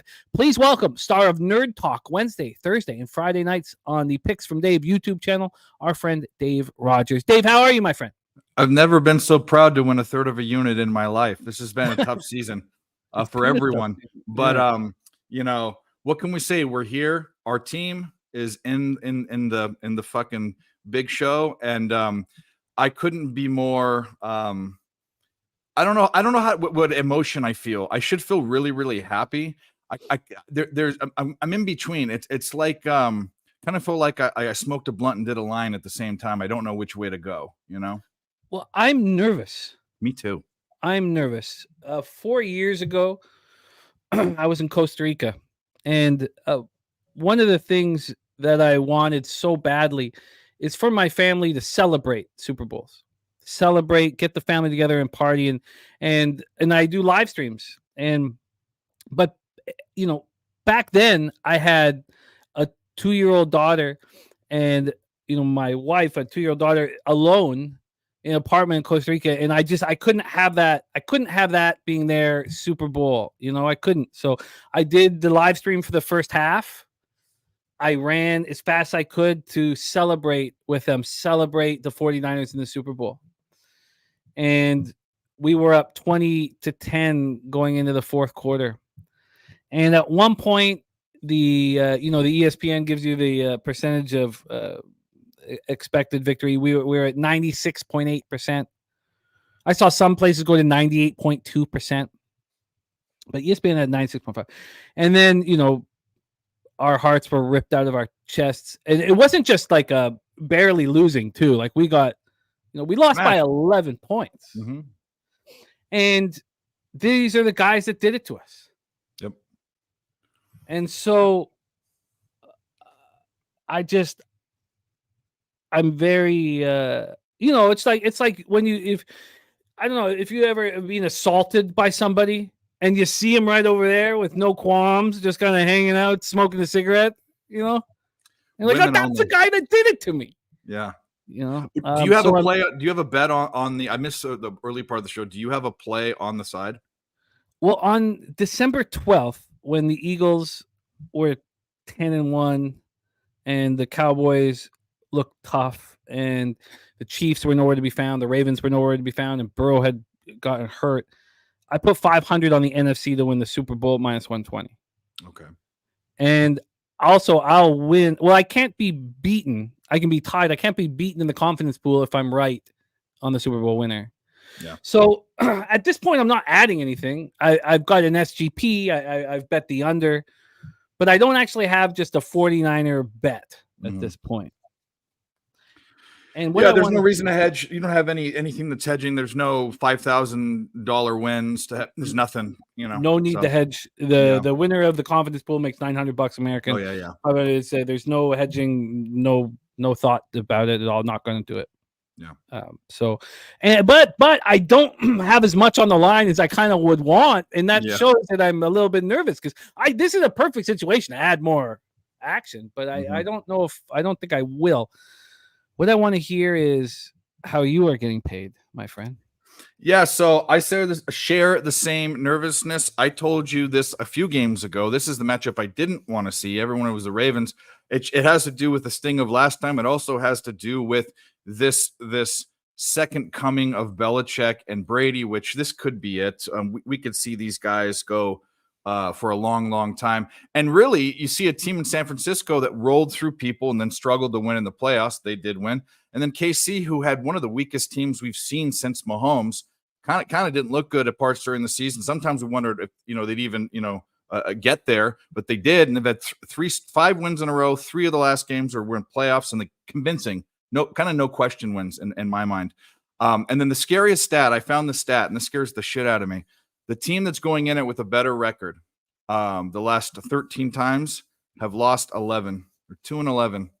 Last year didn't qualify because the teams had equal records. That maybe doesn't say much. These teams are off by 1 win, but that enough to me is just sort of this other side ominous thing. So I guess without putting any more into it, I'd love to have $1,000 bet in the Niners. I'm not betting a side. I'm going to be smart. It'd be on the money line if it was anyways, because the line's there. That's where I lean, but I'm not letting my fandom get into it. I do have 4 plays. I might have a 5th if you think. I want to hear your opinion on it. So my first play is, I think the Niners hit their team total in the first half. It's 10.5. I saw 12.5 on FanDuel. This is on Bet Online. It's juiced to -125. But really, there's a few things. One is KC's been giving up more points in the first half than the second half. We've also seen a lot of these games, the first half over, second half that's been a thing. But really, the Niners can't. Well, they can. That we saw them last week play from behind. That's not the game they want to play. That's not how the team's built. Shanahan needs to have the script spot on. They need to score their first drive. So I'm on the team total first half for the Niners, 10.5. That's my first play. Along with that game script is Shanahan's going to do what he does. He does get creative. He's nowhere like Andy Reid, but he's going to run the ball, and he's going to run it with CMC. And if you look at the defense for KC, one of the best pass defenses in the league, but very mediocre against the run, 17th in opponents' yards against. So I'm going with CMC in 2 ways. McCaffrey, rush yards, 91.5 over. I got that at -110. And then I wanted to get his TD, but I didn't want to pay the juice. I didn't want to take 2 TDs, even though he's very capable of doing that. I saw Mills was on that. So I have CMC method of first touchdown. This is on FanDuel at +100. So this has 2 components to it. One is he has to score a touchdown. 2, the first touchdown has to be a TD. That's how I bought down the touchdown at +100. That's on FanDuel. So wait, hit me back with this one again. So it's McCaffrey's method of first TD +100. It's a 3-way bet. There is a bet on there to not have a TD. So he has to get a TD, obviously. And his first TD has to be a rushing TD. It's +100. Okay, I get it. So CMC's first touchdown, a rushing touchdown. Yes, first. Yeah, you could say it that way too. And again, it's assuming he has one because it's a 3-way bet. Yeah. First TD, a rushing touchdown at +100. Interesting way of dropping the juice on that one. Interesting. Okay. So CMC's first touchdown is a rushing touchdown at +100. CMC over 91.5 rush yards. We've seen that all over the map right now. It's actually at 90.5, but -131 at Pinnacle. Then you have 49ers first half team total over 10.5. And that's another spot that you found better than what Pinnacle's offering here. Because Pinnacle, I believe I saw, it's 11.5 at -112, and you found the 10.5 at -125. 12.5 on FanDuel. Yeah. So yeah, no, I get it. So let's keep rolling. What else do you have? Yep. So in that same vein, I heard a couple people on it. Brock Purdy's rushing yards 12.5 at -115. I like the over. The only thing I guess I can add besides what other people have talked about, I didn't hear it is Kansas City, their opponent's passing completion percentage, they're 4th in the league, which means their defensive backfield is very good. And it's going to, it's going to cause Purdy to take his time. No, add that with something else that's scary. Maybe I should be on a sack prop like Ramon is. They're number 1 in sack percentage, KC. So you have basically you have a good pass defense. I think he's going to have to run. He could have a design run or whatever. I don't care. That's fine. Usually design run for him, I can't see him breaking off 12 yards with that. I do see him breaking off 20 yards with a busted play. So I'm on that -115. Yeah, and we can get you that -110. We've given everybody that they over 12.5 rushing yards at -110 for Brock Purdy. That's been given out a ton here on the show. And although I think he's more than capable in a big spot, it does make me nervous after 45 rush yards, after just, the outlier type performance. But I get it. And he's going to have to make some moves with his legs. And he's shown us now that he's capable of, he's probably built confidence on it. So now on 3rd and long, he's got another option. What was the one that you were thinking about? So this is on FanDuel 2. This is on FanDuel 2, and it's the total combined players on each team to get a rushing carry. And San Francisco's is 4.5 at +132. So let's do the math, right? Purdy's going to get one. This is a thing. Is it going to be designed? Does it have to be a design run? I don't know that. I think okay. So he has a carry, so he gets across the line of scrimmage. He's going to do that. Obviously, CMC, Elijah Mitchell is going to be a part of it. I think use check is going to be used. I think if Shanahan gets tricky, his type of tricky is using him, not doing some crazy freaking tight end shovel pass on the 1 yard line. Although I think we've seen use check do that. Anyways, use check. The other one is Deebo Samuel or Juwan Jennings. Obviously, Deebo's gets them. Juwan Jennings got a couple this year too.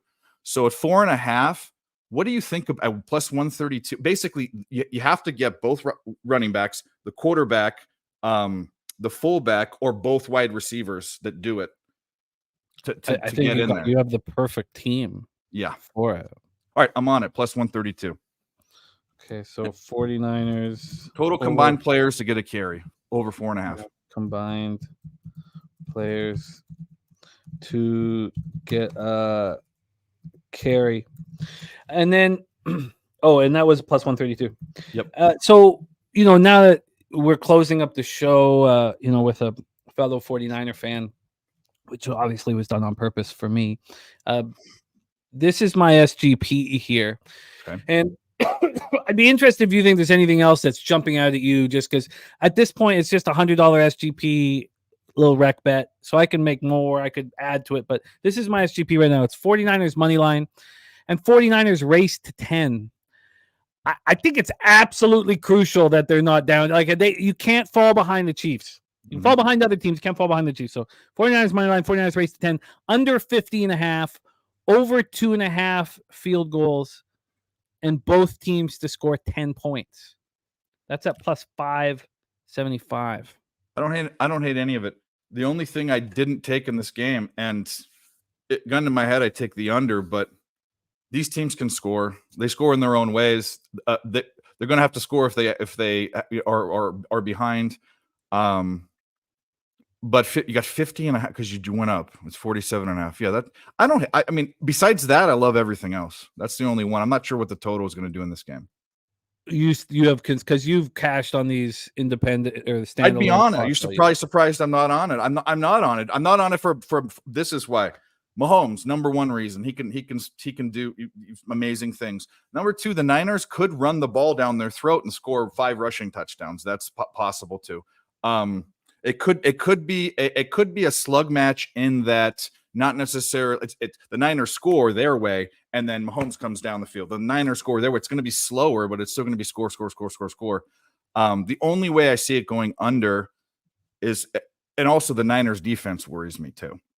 So the Niners got to step up on defense. This is and I hate saying this because Mahomes is so dangerous, but this is the perfect offense for the 49ers to go up against. Who was Rashee Rice and Marquez Valdez-Scantling? Who are we afraid of over the top? Maybe Rashee Rice, but what did his 8 catches do against the Ravens? He got 46 yards off his 8 catches. So then you can have Warner focusing on Kelsey because Pacheco is going to run in the inside, and you can bring guys down. Like if you look at what the plan is right now for the Niners defensively, it's Warner and Logan Ryan to come down and focus on Kelsey and abandon it on the inside run. I as much as the Chiefs football team is so complete and scary, I don't see how they. No. There's no way to me they get in the 30s. I think he can put together 20-yard chunks with Kelsey, and I don't know. This is the matchup I wanted. I do want to say something in the chat about I've heard this over and over and over, and it's being looked at the wrong way. The Ravens had no luck with the run, and they had Lamar plus the backs. Well, Lamar isn't the best running back in the league. Christian McCaffrey's the best running back in the league. So if anyone's going to do it, it's going to be him. And it's much, much different to stop a running quarterback than it is to stop a running back that no one can stop all season long. So good luck. It's going to be fun. It's going to be really, really fun. Cheshire Cat says, don't underestimate Mr. Rice. I just Zay Flowers is much, much more concerning as a wide receiver to me. So, yeah. We'll see how it bangs out. But the problem here is Patrick Mahomes. Mm-hmm. That's the problem. Andy Reid too. That's an issue. Everybody talking about how Andy Reid's that much better than Shanny. And look, why do you think Philadelphia wanted Andy Reid out? It takes time to become the best coach. You have to lose in big games. You have to struggle, and then you find your way. So I'm a little. I do, but Dennis Garcia's been talking how I've been bigging up Shanny for years undeservedly. So there's obviously different ways of looking at it, and I'm very, very excited about Super Sunday, and excited, very excited. I couldn't be more excited. This is a great matchup. I'm scared though. For Dave Rogers, 49ers first half team total over 10.5, CMC over 91.5 rush yards. CMC first touchdown, a rushing touchdown, a plus 100. Birdie over 12.5 rushing yards, minus 110. And 49ers over 4.5 combined players to get a carry at plus 132 for Dave Rogers, who can be seen in Nerd Talk Wednesday, Thursday, and Friday night on the Picks from Dave YouTube channel. And please follow him on X at Picks from Dave. Dave, any last words for the Cat Bears supporting the show? Nope. Thanks, guys, for having me. Come on. Bang, bang, Niner gang. Shout out to you, Jimmy. Shout out to Ramon backstage. Shout out to the chat, most importantly. And I will see you next here on Thursday, right? Yes, absolutely. Thursday, okay, so Thursday morning. Basketball. Yeah, cool. Absolutely, my man. Every Thursday, Dave Rogers live on Betting with the Bag. Thank you, Dave, my friend. And that is our show. That is our final Pub Hub of the year. We will be live for Super Sunday. I can't wait. I'll be off the sauce until then. I'll be right back on the sweet, sweet soup for the Super Bowl. Now, I'm going to be nervous, man. I'm going to be nervous. Thank you to all of our guests here on the show. Troy Torrance, Bobano, Birdie, Sean Higgs, Mills, MMA Locker Room, Loack, Big Ragu, Flash, Dutch Boy Fresh, Guns, Brizzy, Tim Earl, LJ, Ramon Scott, Wine Time, Nicholas Earl, and Dave Rogers. But most importantly, thank you to those of you who are supporting us at Pub Sports Radio. Tori Coker, man, I'm going to need you for that live stream. But if you guys got Super Bowl parties, go to your Super Bowl party. But if you don't, you rock with me and the squad.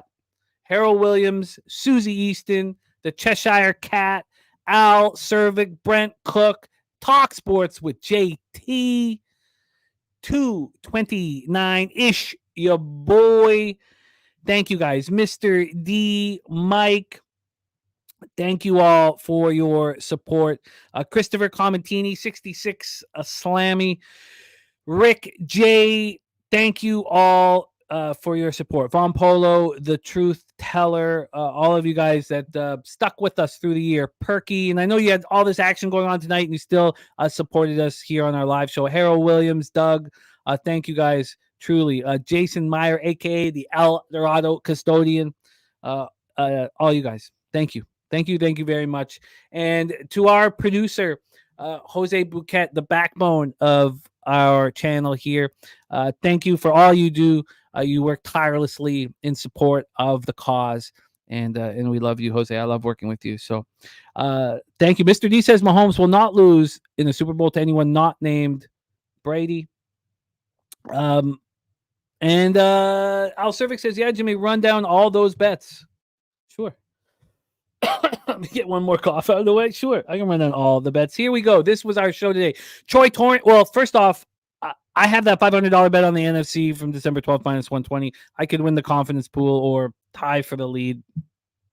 But then they'll go down to the total points for the tiebreaker. I did bet the under 47.5, and this is my SGP.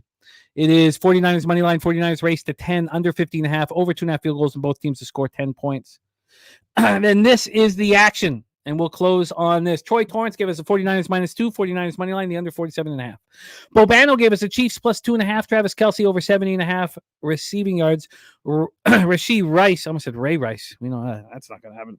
Rashee Rice, anytime touchdown +158. Patrick Mahomes over 25.5 rush yards. Purdy over 12.5 rush yards. CMC over 128 rushing receiving. Kittle over 47.5 receiving. And Kyle Juszczyk, anytime touchdown. +1,000. Birdie gave us the under 47.5. He tied the under 47.5 with the 49ers +10.5, the Chiefs +10.5, and the Chiefs +14.5. Then he moved on Warner over 8.5 tackles and assists, and he tied that with the Niners +10.5, the 49ers +14.5, 49ers +17.5, Chiefs +10.5, Chiefs +14.5, Chiefs +17.5. Then Noah Gray over 1.5 receptions, and he tied that with the Niners +10.5, the Chiefs +10.5, Chiefs +14.5.